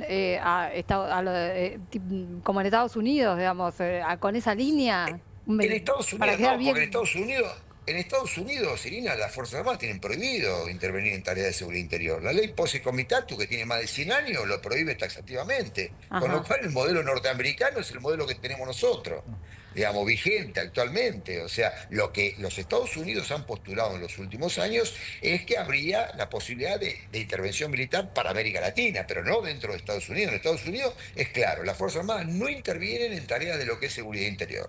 Pero a lo que voy es algo que vos preguntaste anteriormente. Las Fuerzas Armadas no están capacitadas para intervenir en el control del narcotráfico, porque el control del narcotráfico no se hace a través de patrullamientos o a través de lo que sería seguridad preventiva mediante mecanismos de vigilancia. La investigación del crimen organizado implica investigar básicamente 4 áreas fundamentales, pero a través de lo que es investigación criminal, aplicación del Código Procesal Penal en la investigación criminal, que es las estructuras criminales de las organizaciones, la protección estatal, porque la mayoría del crimen organizado en Argentina tiene protección estatal, o sea que van a tener que investigar al propio Estado que participa del crimen, las investigaciones de la gestión de lavado de dinero y de la gestión económica de las organizaciones, y fundamentalmente todo lo que es la estructura armada de ese conjunto de organizaciones. Las Fuerzas Armadas de esto no saben nada. Te diría más, Irina, las fuerzas federales de seguridad están muy poco preparadas para poder atender este tipo de problemas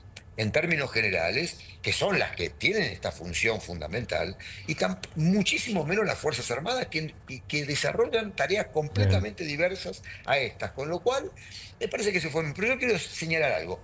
Se dijo de que en Rosario, ¿te acordás? Con el Plan Banderas, al comienzo del año 2024, iban a participar las Fuerzas Armadas en apoyo logístico. Yo hago la siguiente pregunta. ¿Qué hicieron? Y yo creo que ahí ustedes también tienen responsabilidad, los periodistas. Pregúntenle al gobierno, ¿qué pasó con la participación de las Fuerzas Armadas en Rosario? Cuéntenos qué hicieron, cuánta plata gastaron, cuáles fueron las operaciones concretas que intervinieron de apoyo logístico.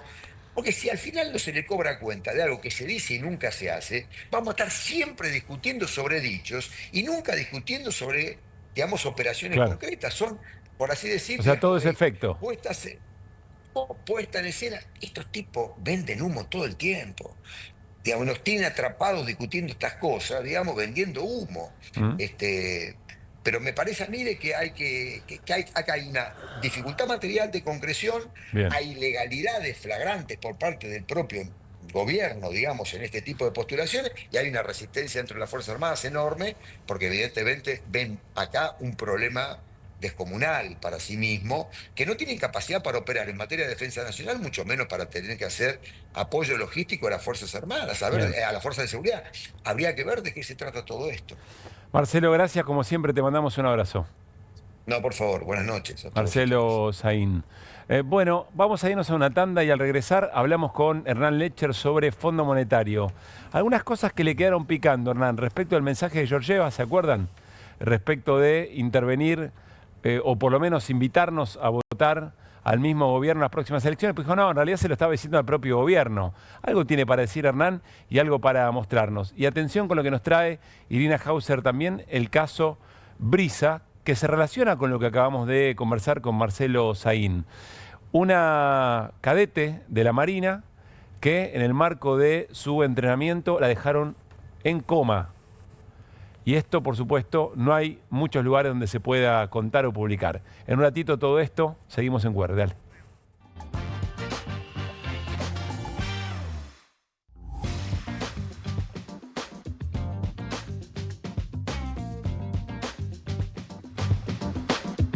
Todo el tiempo hay ideas.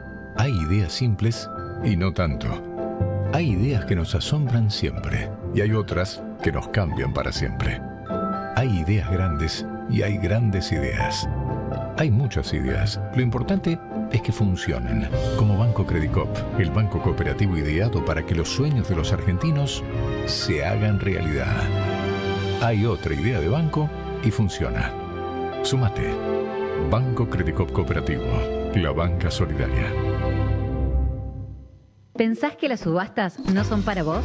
Son para todos, porque podés comprar y vender desde donde estés de manera rápida, fácil y confiable. ¿Querés participar de nuestra próxima subasta?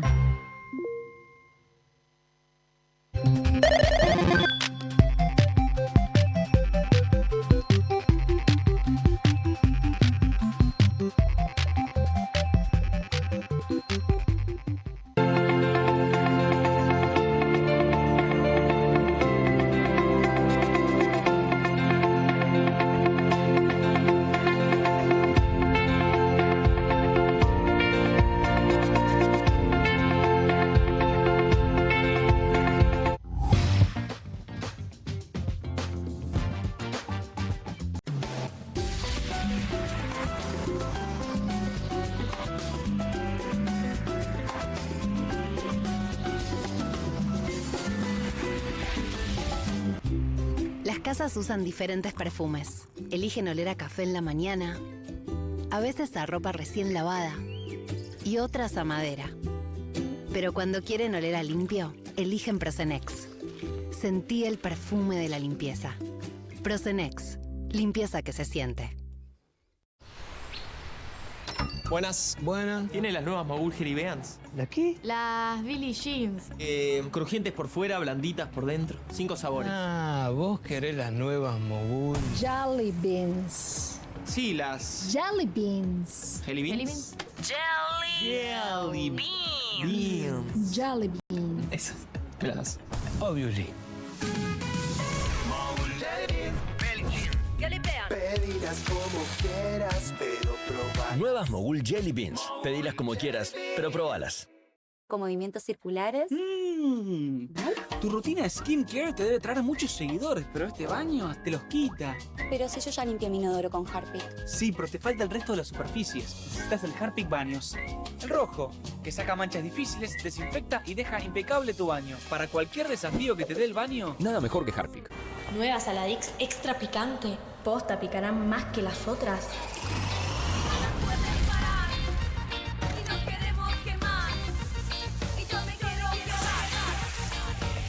Porque tus ganas de picante son imposibles de apagar. Nueva Saladix extra picante. Bienvenido a todo Latinoamérica. Caras TV llegó a DirecTV, el canal de las celebridades. Entretenimiento exclusivo las 24 horas del día. Más Caras, con la conducción de Héctor Maugeri.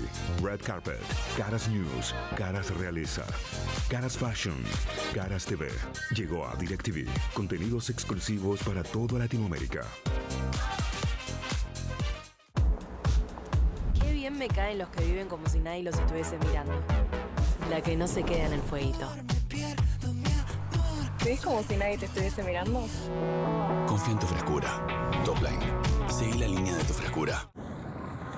¿El dolor de garganta arruinó tu día? Confía en Strepsils para darlo vuelta. Su doble efecto actúa de manera local, aliviando el dolor y la inflamación en tan solo 2 minutos. Y con un efecto duradero de hasta por 4 horas. Decile chau al dolor de garganta con Strepsils. Estudia en la Facultad de Comunicación y en la mayor redacción de América. USBA, Universidad del Sur de Buenos Aires. La Universidad del Grupo Perfil. Licenciatura en Comunicación Periodística. Licenciatura en Comunicación Institucional.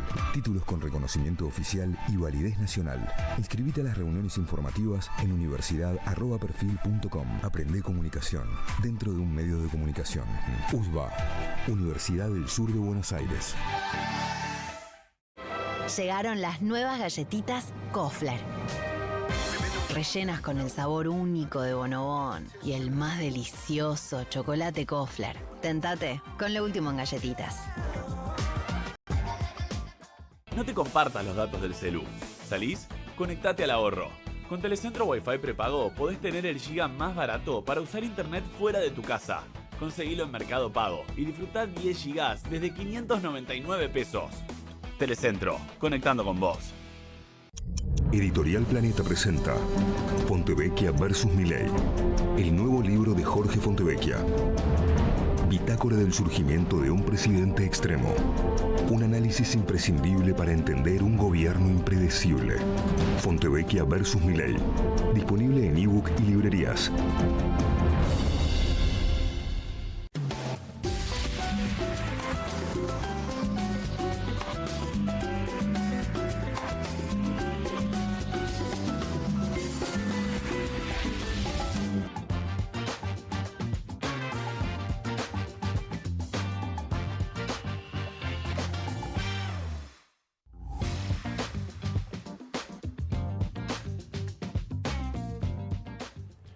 Muy bien, seguimos haciendo QR aquí en vivo en Bravo TV. Vamos a recordar lo que decía Cristalina Georgieva hace algunos días nada más respecto de las elecciones en la Argentina en el marco del nuevo programa del Fondo Monetario Internacional con nuestro país. Esto decía. Domestically, the country is going to go to elections, as you know, in October. And it is very important that they don't derail the will for change. So far, we don't see that. We don't see that risk materializing. But I would urge Argentina, stay the course. Bueno, después Cristalina Georgieva dijo, no, en realidad casi era una joda. No, lo que quise decir es al gobierno. El mensaje era para el gobierno, no para el pueblo argentino. Acá hay varias preguntas. En principio, si la propia regla de juego del Fondo Monetario le permite intervenir en política de otros países, Hernán. No, claramente no. Hace un ratito repasaba los estatutos. El Fondo Monetario Internacional no se puede, expresamente está prohibido, no se puede meter en la política local. Uno la escuchaba a Cristalina Georgieva recién, y da la impresión que se pintó de libertaria. Y llama, de hecho, hace referencia, esto es muy llamativo, hace referencia directamente a la elección para las conclusiones a las que saca. Es bastante difícil de explicar que ella no quiso decir que en las elecciones de octubre no cambia el rumbo en la Argentina, porque básicamente dijo eso. Con lo cual llama poderosamente la atención que lo haya hecho de manera tan descarada. Hace un ratito te preguntaba si sabías la edad de Cristalina Georgieva. Ahora no la sabía, pero ahora ya la sé. 71 años. ¿Por qué es importante esto? Política con experiencia, podría decir. Está bien. ¿Por qué? Porque yo te diría que hay varias conclusiones, efectivamente, para sacar de lo que dijo Cristalina Georgieva. Pero arranquemos por la primera, que era lo que reflexionábamos recién. ¿Es la primera vez que el fondo se mete un poco en la política local? No, te muestro otro caso. ¿Te acordás de Claver Carone? Sí, claro. Con el acuerdo original del 2018. Sí. Escuchalo, fíjate. A ver. El programa más grande en la historia del Fondo Monetario lo empujamos para Argentina. Que se haya mal manejado el programa, que no se haya ejecutado bien por parte de Argentina y les haya costado una elección, es una cuestión. Pero debido a nuestro interés en Latinoamérica, peleado contra los europeos, porque yo era que tenía a los europeos enfrente de mí, cuando quisimos impulsar e impulsamos el programa de asistencia más grande en la historia del Fondo Monetario Internacional para ayudar a la Argentina en su momento de crisis, fueron los europeos que estaban peleados contra nosotros porque no querían ayudar a la Argentina, porque no les interesaba el hemisferio occidental. Así que me puedo dar el pequeño ejemplo de Uruguay, pero le voy a dar el enorme ejemplo de Argentina para decir lo contrario. Era importante para ese fondo y para Claver Carone lo que pasara acá. Definitivamente. Después, más adelante, fue el propio Mauricio Macri que dijo, en realidad, el fondo o los fondos que nos dio el FMI fueron para que no volviera el populismo a la Argentina, dejando los dedos marcados en esta cuestión. Bueno, el antecedente había sido Claver Carone. Que no es muy distinto de lo que dice Georgieva. No, de hecho es muy parecido. Y ahora te vas a sorprender con esto porque en la última semana se conoció esta noticia que pasó, para mi forma de ver, llamativamente desapercibida y que tiene que ver con el segundo tema. Yo te decía, Cristalina Georgieva jugó a 3 bandas. Una es hablándole a la sociedad, si querés, argentina, diciendo, che, tienen que votar a Milei. Y metiéndose abiertamente en la política interna. Pero hizo otras 2 más, también metiéndose en la política interna. Esto pasó la semana pasada. Se conoció una nota de Bloomberg. Bloomberg, no el Destape. Sí, no es página. No, préstamo de 20.000 millones de dólares a la Argentina encendió alarmas en el directorio del fondo. Y trasciende algunas cosas que se discutieron hacia adentro del fondo. Escuchá esto porque es tremendo. Alrededor de la mitad de los 25 miembros del directorio ejecutivo del Fondo Monetario expresó serias preocupaciones por el préstamo. Che, esto no está bien, dijeron, ¿no? La mitad por lo menos. Sí, la mitad. Probablemente los europeos. ¿Viste Claver Carone recién? Sí. ¿No se reeditó esa discusión? ¿No es una continuidad de la charla? Sigue sin entender lo que se está jugando en América Latina, ustedes. Y esto quizás es lo más llamativo. Esta vez es diferente, declaró Cristalina Georgieva. ¿Te suena esa frase? Sí, alguien la dijo, ¿no? En las últimas horas, de Caputo para arriba. Se reunieron, ¿sabes de cuándo es esto? Es una reunión previa. ¿Te acuerdas que acá la tratamos? Una reunión previa, medio informal, que hicieron los del staff el directorio del Fondo Monetario para discutir una previa, que no había salido muy bien. En esa previa la que bancó fue Cristalina Georgieva, que dijo el argumento que sostiene el gobierno todo el tiempo. Esta vez es diferente. De nuevo, embanderada en libertaria. Esto pasó la semana pasada, o trascendió la semana pasada, había pasado hace aproximadamente un mes. Perdón, fíjate, ¿y la segunda bajada? Bueno. Son señales de que el gobierno de Milei obtuvo trato preferencial. Está bien la observación de Mariano, ¿eh? Muy importante. No solo estaban preocupados, sino que estos mismos miembros dicen, che, los trataron de manera especial. O sea, acá están haciendo algo que no debería hacerse y ustedes lo están haciendo de la misma manera que lo hicieron con Macri, podríamos decir, pensando con lo de Claver Carone. Exacto, claro, lo mismo. Vamos a la otra, también con 2 declaraciones importantes. Una preocupación persistente que ha rodeado los préstamos del Fondo Monetario desde entonces, es decir, del acuerdo anterior, es que las autoridades puedan malgastar los fondos para defender el peso. No, nunca pasó. Quédese tranquilo que nunca pasó. Ah, sí. No, pero fíjate la preocupación es lo que venimos sosteniendo, que además el gobierno lo incentiva con el carry trade. Otras cuestiones planteadas por los miembros del Consejo incluyen la falta de apoyo político interno al programa. Espera. ¿Cómo es esto? ¿Sabés qué plantearon? Que les preocupa que haya salido por DNU. Esto es una cosa que dejó, para mi forma de ver también, el Fondo Monetario, los dedos marcados, porque dice, como el acuerdo es tan importante, el anterior, y este se suma al anterior, es el 45% del paquete de préstamos que tiene el Fondo Monetario Internacional, la Argentina, o para prestárselo a la Argentina, tiene que cumplir 4 criterios excepcionales, dice. El cuarto criterio excepcional es que haya apoyo político. ¿Hay apoyo político? Es decir, que salió por un DNU tirado por... si se va a hacer algo tan grosero o tan fuerte o tan importante y tan intenso, tiene que tener apoyo político. Claro, que no venga después alguien que diga, no reconozco este acuerdo. Pero el principal partido opositor dice eso. Claro. Esto es lo que le recordaron varios miembros del directorio en esa reunión. Esto es un muy mal antecedente para aquellos que pusieron el mocho, quiero decir, para todo el staff. Ahora sabemos que estaban discutiendo. Y creo que Cristalina Georgieva, cuando hizo las declaraciones, estaba un poquitito preocupada por esta misma cuestión, por esa discusión que había tenido internamente. Creo que ahora vamos a pasar, pero esto es muy importante respecto de lo que viene. Porque a esta altura la oposición debería estar discutiendo, che, si efectivamente volvemos al gobierno, ¿cuál es el plan con el acuerdo con el Fondo Monetario Internacional? Bueno, te lo respondo ya.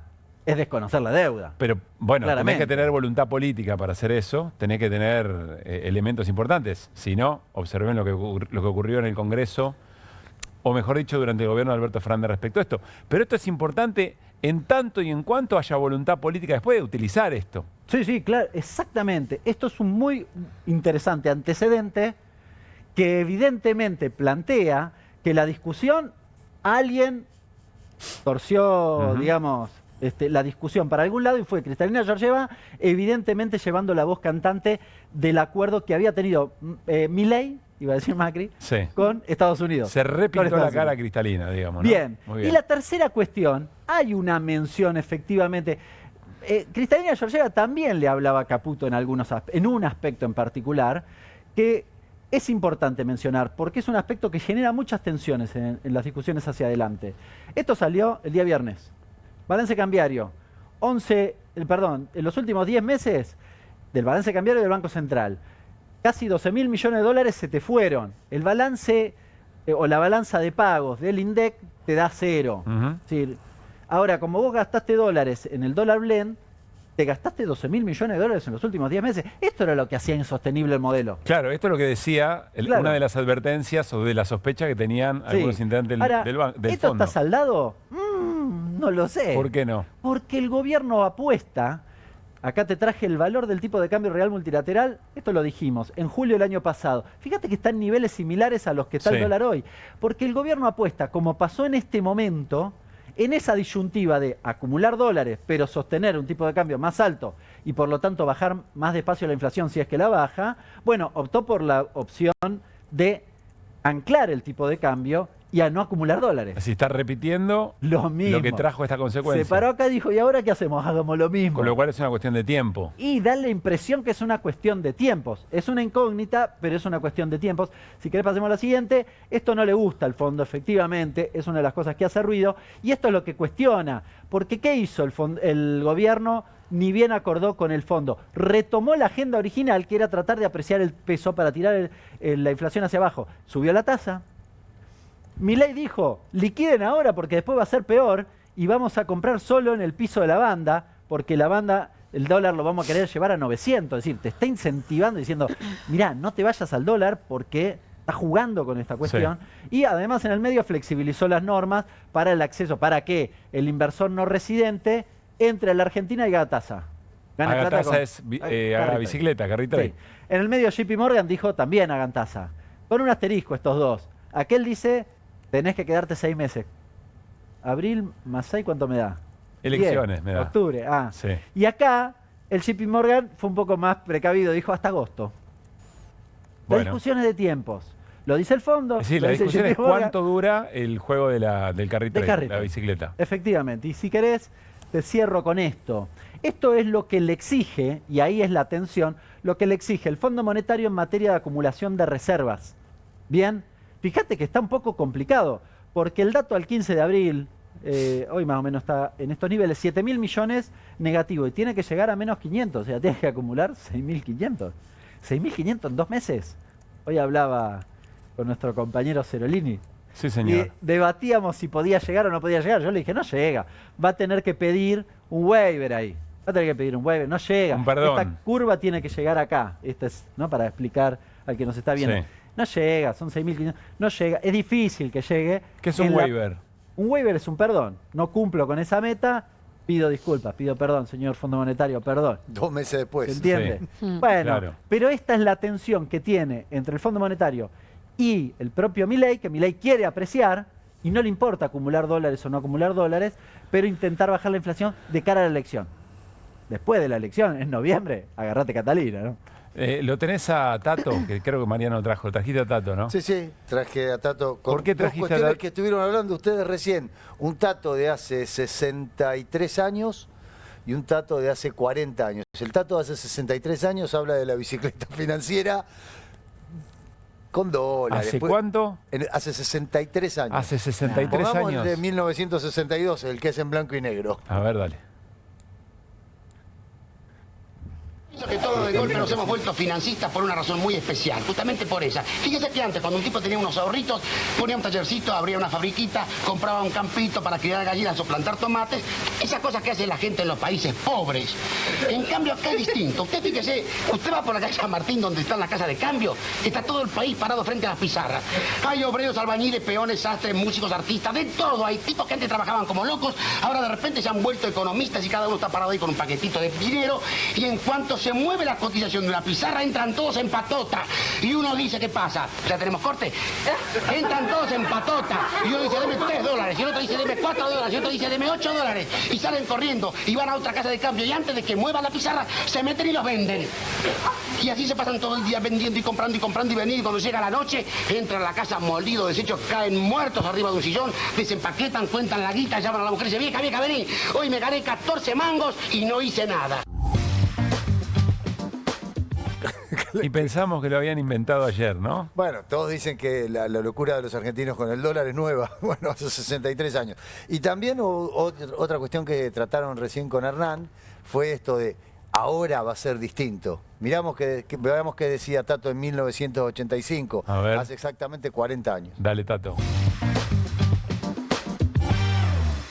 Y si nosotros a Tato le pasamos el rastrillo al país, lo dejamos sin un mango, no queda un austral ni para remedio, no se emite, la gente no tiene guita para comprar dólares, el dólar baja.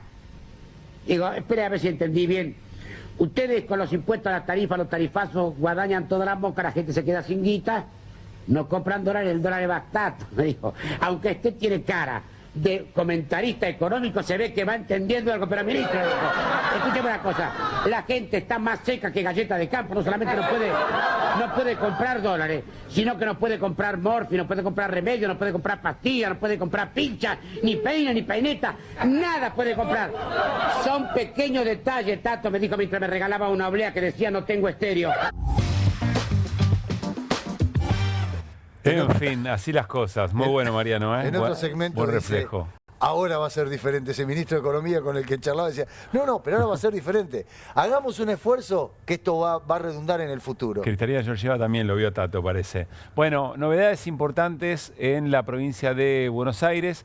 Estamos hablando finalmente de la suspensión de las primarias abiertas simultáneas y obligatorias, con lo cual todo queda en la elección legislativa provincial y luego la legislativa nacional. Para pasar un poco en limpio y ver cómo está la discusión también dentro de o en el marco de la de Unión por la Patria, del kirchnerismo o del peronismo ampliado.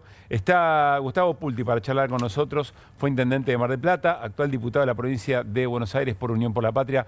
Gustavo, Pablo Caruso y todo el equipo de QR, saludamos. ¿Cómo va? Hola Pablo, ¿cómo les va? Un gusto de saludarlos. Gracias Gustavo por estar ahí. Bueno, se suspendieron las PASO finalmente, ¿y ahora qué? ¿Cómo queda la escena electoral en la provincia? Queda con las PASO suspendida con algo que se debió haber hecho hoy y la legislatura prefirió dejar para mañana. ¿Qué es qué? La Junta Electoral, que no es un organismo político, sino que está compuesto por organismos de la Constitución, está compuesto por la Corte Suprema de Justicia de la provincia de Buenos Aires, que es la que tiene a su cargo llevar a cabo la elección, está pidiendo plazos, porque al suspender las PASO se suspende la adhesión a una ley que fijaba los plazos electorales. ¿Cuáles son esos plazos electorales? Los plazos de presentación de candidaturas, los plazos de validación de esos candidatos.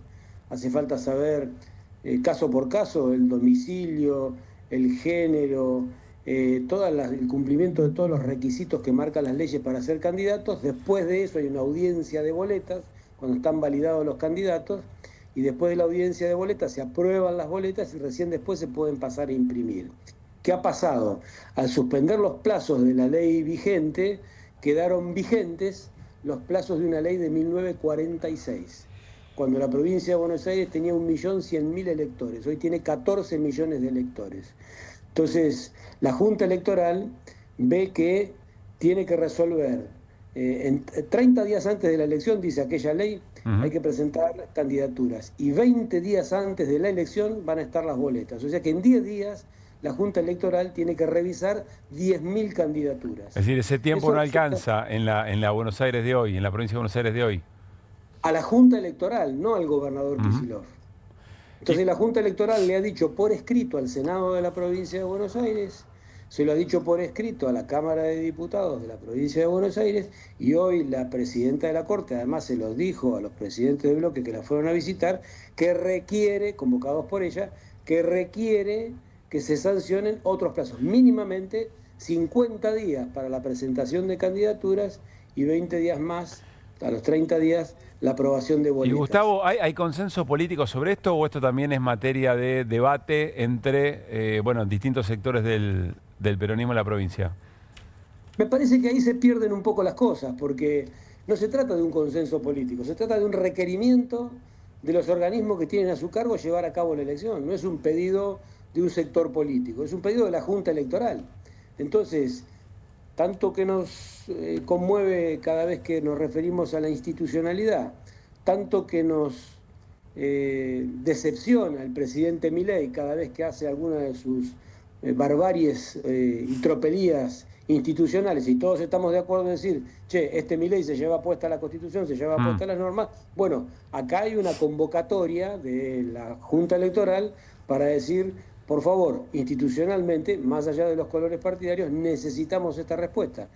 Cuando la Cámara de Diputados esta tarde y el Senado el otro día no escuchan este pedido de la Junta Electoral, pareciera que tiende a confundirse lo político con una demanda de carácter. Pero a ver, para pasar el limpio, si hay una discusión, ¿cuál es la discusión en concreto? Porque yo siempre, lo que me ocurre, Gustavo, es que entiendo, y uno las conoce además, que hay debates en torno de la táctica y la estrategia electoral, etcétera, etcétera, que ya venimos conociendo, pero que hay un sector de la sociedad que no termina de entender qué es lo que estamos hablando. Si hay una discusión en términos de los plazos, ¿quién y por qué quiere que sean más amplios y quién y por qué quiere que sean más cortos respecto de la elección de la elección en este caso? Entendido. Vamos a tratar de dejarlo lo más claro posible. La Junta Electoral necesita más plazos para poder validar las candidaturas. ¿Qué plazos necesita? Los plazos que se venían usando. ¿Y qué pasa con la legislatura? Suspendió una ley y dejó los plazos de 1946, no los plazos que se están usando desde el 83 a la fecha. Entonces, ¿qué está pidiendo la Junta Electoral? Que se respeten esos plazos. Entonces, es ahí donde nosotros vemos una confusión entre los intereses políticos que pueden tener algunos con lo que es el respeto por las instituciones y por una elección que tiene que ser llevada a cabo cumpliendo ahora con todas las normas.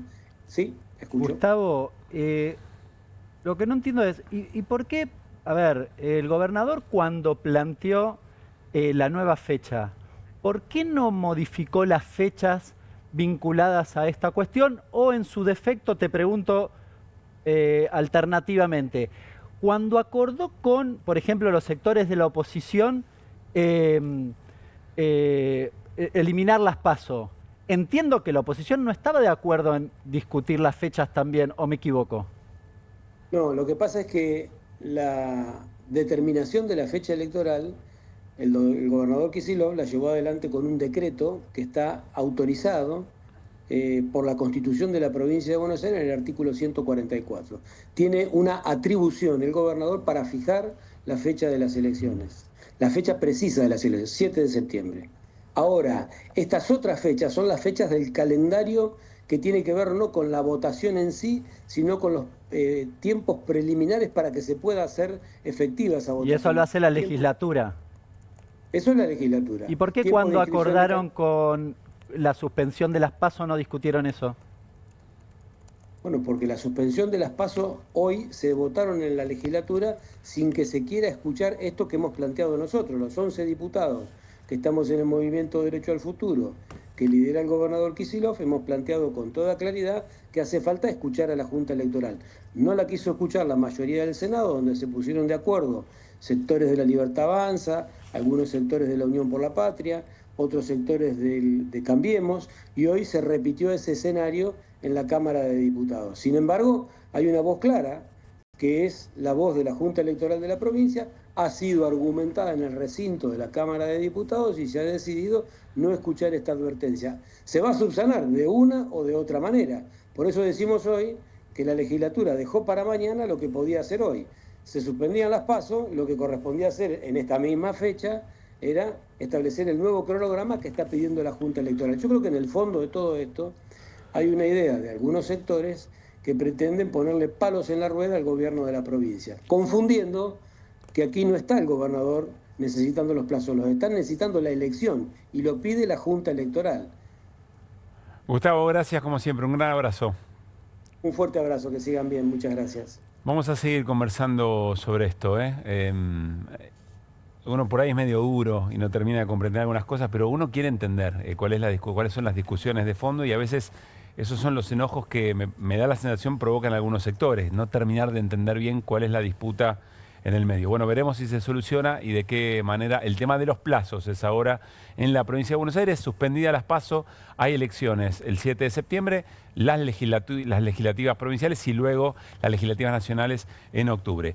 Irina, presentamos un tema muy grave, fue tapa hoy de Página 12 con tu firma y tiene que ver con, lo que ocurrió en La Manina respecto de una piba muy jovencita a quien dejaron en coma en el marco de la instrucción. Enseguida charlamos de eso con Irina Hauser después de la tanda. Dale.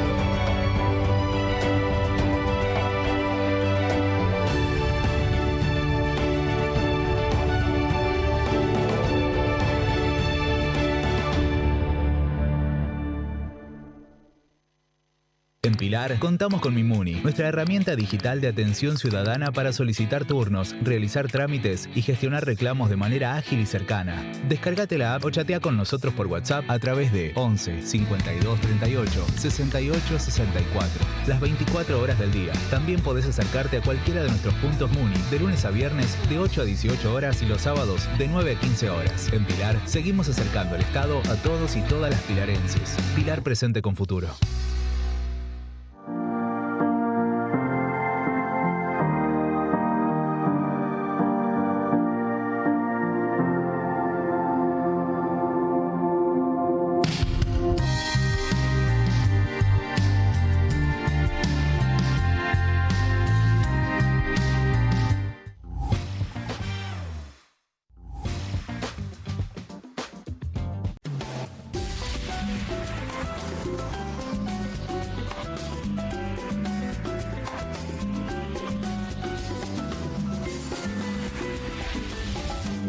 Nueva Saladix extra picante. Posta, picarán más que las otras.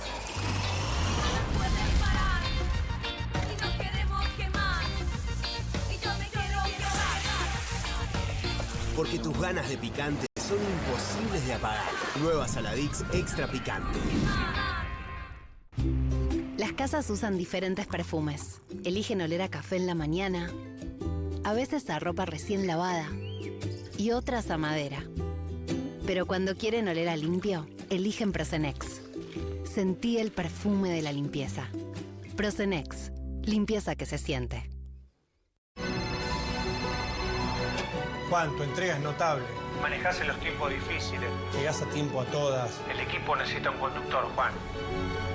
Esto es 1 a 1, Pablo. Hay que convocarlos a todos. Pensá en macro. Qué bien me caen los que viven como si nadie los estuviese mirando. La que no se queda en el fueguito. ¿Ves como si nadie te estuviese mirando? Confía en tu frescura. Topline. Seguí la línea de tu frescura. Buenas. Buenas. ¿Tiene las nuevas Mogul Jerry Beans? ¿La qué? Las Billie Jeans. Crujientes por fuera, blanditas por dentro. 5 sabores. Ah, vos querés las nuevas Mogul. Jelly Beans. Sí, las... Jelly Beans. ¿Jelly Beans? Jelly Beans. Jelly Beans. Esas. Me las das. Obviously. Pedilas como quieras, pero probar. Nuevas Mogul Jelly Beans. Pedilas como quieras, pero probalas. 1, 2. Bueno, dale, arranca. ¡Pará! Mike, van a hacer el video con el inodoro con manchas de sarro. Pero si siempre uso lavandina. Eso no lo remueve. ¿Por qué no probás limpiando con Harpic? Que llega a los rincones más difíciles, eliminando por completo el sarro y desinfectando. ¡Vamos! Para cualquier desafío que te dé el inodoro, nada mejor que Harpic. Bienvenido a todo Latinoamérica. Caras TV llegó a DirecTV, el canal de las celebridades. Entretenimiento exclusivo las 24 horas del día. Más Caras, con la conducción de Héctor Maugeri. Red Carpet, Caras News, Caras Realeza, Caras Fashion, Caras TV. Llegó a DirecTV. Contenidos exclusivos para toda Latinoamérica. No te compartas los datos del celu. ¿Salís? Conectate al ahorro. Con Telecentro Wi-Fi prepago podés tener el giga más barato para usar internet fuera de tu casa. Conseguilo en Mercado Pago y disfrutá 10 gigas desde 599 pesos. Telecentro, conectando con vos. Estudia en la Facultad de Comunicación y en la mayor redacción de América. USBA, Universidad del Sur de Buenos Aires. La Universidad del Grupo Perfil. Licenciatura en Comunicación Periodística. Licenciatura en Comunicación Institucional.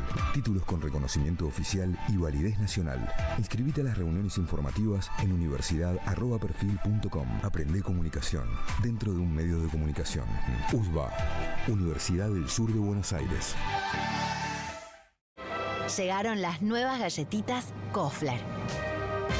Rellenas con el sabor único de Bonobón y el más delicioso chocolate Kofler. Tentate con lo último en galletitas. Editorial Planeta presenta Fontevecchia vs. Milei, el nuevo libro de Jorge Fontevecchia. Bitácora del surgimiento de un presidente extremo. Un análisis imprescindible para entender un gobierno impredecible. Fontevecchia vs. Milei. Disponible en ebook y librerías.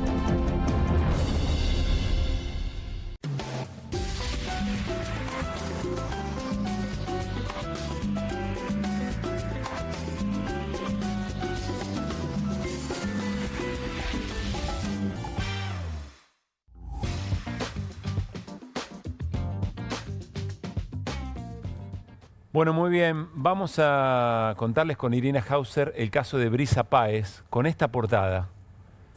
Tiene que ver con aprender a los golpes. ¿De qué se trata, Irina? ¿Cuál es el caso? El 4 de abril, o sea, no hace tanto, a principio de este mes, un grupo de marineros voluntarios recibió un entrenamiento llamado antidisturbios en la Facultad de la Armada, que queda en la Jefatura Militar de Vicente López. Brisa Páez, que es una chica de 21 años, recibió golpes y una patada voladora de un instructor, cayó de espaldas y terminó con convulsiones en el hospital Una patada voladora del instructor. Voladora. Y no fue la única patada que hubo ese día. Terminó convulsionando en el hospital de Campo de Mayo, porque tardaron incluso en trasladarla. A raíz de esto estuvo en coma inducido porque no podían parar las convulsiones y estuvo en esa situación hasta el lunes de la semana pasada. Hay una causa judicial que se abrió por esta situación, que está a cargo de la jueza Sandra Arroyo Salgado, con 7 marinos que están detenidos, marinos con distintos rangos. Desde cabo segundo, cabo primero, marinero primero, y también hay un suboficial de inteligencia. Que hasta ahora se negaron a declarar. ¿Un suboficial de inteligencia? Aparentemente sí, es lo que hay. Pero todavía no logró Arroyo Salgado determinar quién dio la orden de hacer de este entrenamiento antidisturbio. ¿No te hace ruido entrenamiento antidisturbio dentro de la Armada? Ahora, si querés, hablamos de eso. Antidisturbio es antiprotesta. Sí, claro. Protocolo, Bueno. me suena a protocolo antipiquete, digamos. Sí. Sí, pero es la Armada. Pero es la Armada. La Armada. Bueno, y tiene que ver con lo que hablábamos antes, que es esta militarización que hay generalizada como política de gobierno, pero también con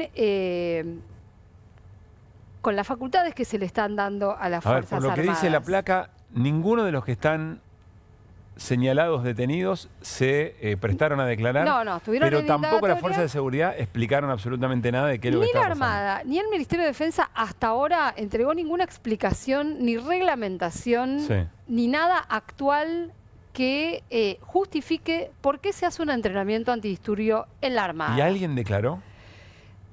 declararon otras personas, declararon los testigos, que son las personas que participaron del entrenamiento, que son marineros y marineras de segunda. Sí. Se llama de segunda o marineros segundos, son voluntarios como Brisa, son los compañeros de Brisa que estuvieron en ese momento, y yo creo que acá tenés una clave de esta causa, que no es solamente todo lo que te acabo de contar y la anomalía que representa un entrenamiento antidisturbio dentro de la Armada, que es lo que varios de ellos dijeron. Que es palabras menos, palabras más, palabras menos, todos repitieron una frase, que es que recibieron la instrucción cuando termina esta práctica, de que si alguien les preguntaba dónde se habían golpeado, cómo se habían golpeado, ustedes tienen que decir que se golpearon en su casa. O sea, si alguien le pregunta qué pasó en eso que estaban haciendo, en ese tipo de instrucción, tenían que decir que se habían golpeado en la casa. Sí. Que no estaban haciendo un que no entrenamiento estaban haciendo un entrenamiento antidisturbio ni nada. Y esto además te muestra que estaban todos golpeados, estaban todos lastimados. Todos cuentan que fue además un entrenamiento muy violento. O sea, no es solamente el entrenamiento violento en el que le dieron una patada voladora a una piba de ¿cuántos años? 21 años. De 21 años se dejaron en coma, sino que además están encubriendo ese tipo de entrenamiento en la Marina. Que evidentemente no pueden explicar. Es que no pueden explicar porque es ilegal, Irina. Porque claro, ese es el tema. Por eso digo, es un escándalo, y por eso para mí es un escándalo de proporciones desde el día que se conoció. Y bueno, lo que como vos decías recién, lo que encontré en la causa es esto, de que hay varios testigos que dicen, además nos estaban mandando a mentir por esto, porque no hay forma de justificarlo. Encima, le entregan a la jueza, entre la poquísima documentación que le entregaron una resolución del año 2009, te estoy hablando de la época de la gestión de Nilda Garré en el Ministerio de Defensa, donde preveían una serie de acciones que se podía dar la circunstancia de que tuvieran que afrontar a alguien dentro de la Armada, algún delito que se produjera dentro de la fuerza, pero siempre respetando y utilizando la mínima fuerza posible, ¿no? Sí. Como dicen todos los tratados internacionales y el respeto a la regla de derechos humanos.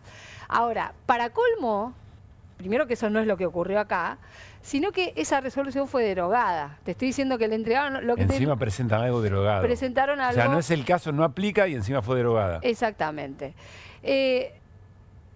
Yo insisto, no hay modo de justificar que dentro de la Armada estén entrenando a estos jóvenes voluntarios. Vos sabés que los voluntarios son gente que lo busca esto como una salida laboral. Y en muchos casos, como es el caso de Brisa, es gente que por ahí tiene parientes en las Fuerzas Armadas. Brisa es hija de un militar de carrera. Con lo cual también imagínate la posición de esta chica. Sí, claro. ¿No? Espantosa. A los voluntarios les pagan entre 400.000 y 500.000 pesos por hacer tareas, por ejemplo, de limpieza, algunas tareas administrativas. Hacen entrenamientos clásicos del estilo cuerpo a tierra, por ejemplo, pero no... No, seguro son entrenamientos muy exigentes eventualmente. Seguro. Ahora pero que te fajen, que te dé una patada voladora, que te deje... No, y además un entrenamiento para dispersar una manifestación está dentro de lo que se hace... Armada. No está dentro de lo que se hace habitualmente. Cuando le tratan de hacer llegar información, o sea, de manera off the record o informalmente a la jueza, le dicen, no, esto es por si hay alguna protesta dentro de la Armada. Por ejemplo, una protesta salarial. Pero disculpame, una protesta salarial la van a ir a reprimir los voluntarios. Pero, es disparatado. A las patadas en el pecho. Yo te estoy contando lo ridículos que son. No, yo solamente estoy tratando de llevarlo al absurdo. No. Pero perdóname, si es tan ridículo el argumento es porque la situación es muy grave. La situación yo creo que es muy grave. Creo que además Arroyo Salgado está no solamente ante un caso de mucha gravedad, porque hay una piba que terminó muy lastimada. Salió del coma la semana pasada porque lograron estabilizarla. Sí. Ella prestó una declaración testimonial el viernes, que además es importante decir que confirma todo lo que dijeron sus compañeros y que su caída fue de espaldas. La mala leche también desde la propia Marina y desde el Ministerio de Defensa, que en algún momento hicieron trascender que acá el que le había dado la patada era una persona con la que ella había tenido una relación sentimental. Sí. Créelo porque lo vas a leer en varios medios. En el momento que sale la noticia intentan atribuirlo a esa situación. Y después te estoy contando que hay una decena de pibes golpeados. Están a punto de decir que fue un crimen pasional. Más o menos, ¿no? sí. Es que bueno, te insisto, no tienen forma de explicarlo. La única explicación que hay es que esto entra dentro de una lógica de anuncios que viene haciendo el gobierno desde diciembre del año pasado. Es parte de lo que hablábamos antes con Marcelo Saín. Algunos de esos anuncios se sacaron resoluciones donde se le dan facultades a las Fuerzas Armadas para intervenir en situaciones que no tienen que ver con los ataques externos, sino esto que se llaman nuevas amenazas, que pueden ser desde ciberataques hasta la cuestión del narcotráfico, pero también la protección, por ejemplo, de objetivos que el gobierno considera de valor estratégico. Ahí fue cuando los organismos de derechos humanos dijeron, ojo con esto, porque pueden mandar a las Fuerzas Armadas a la Plaza de Mayo ante una protesta, porque hay objetivos estratégicos en juegos que hay que proteger. Este entrenamiento antidisturbios, pienso yo, leyendo y conociendo lo que hay en la causa, me parece que entra dentro de esa lógica y creo que es importante contarlo, porque nosotros tratábamos de entender qué está haciendo el gobierno. ¿Qué es lo que busca? Y bueno, acá ¿está haciendo a los pibes aprender a los golpes? Sí, es parte de eso.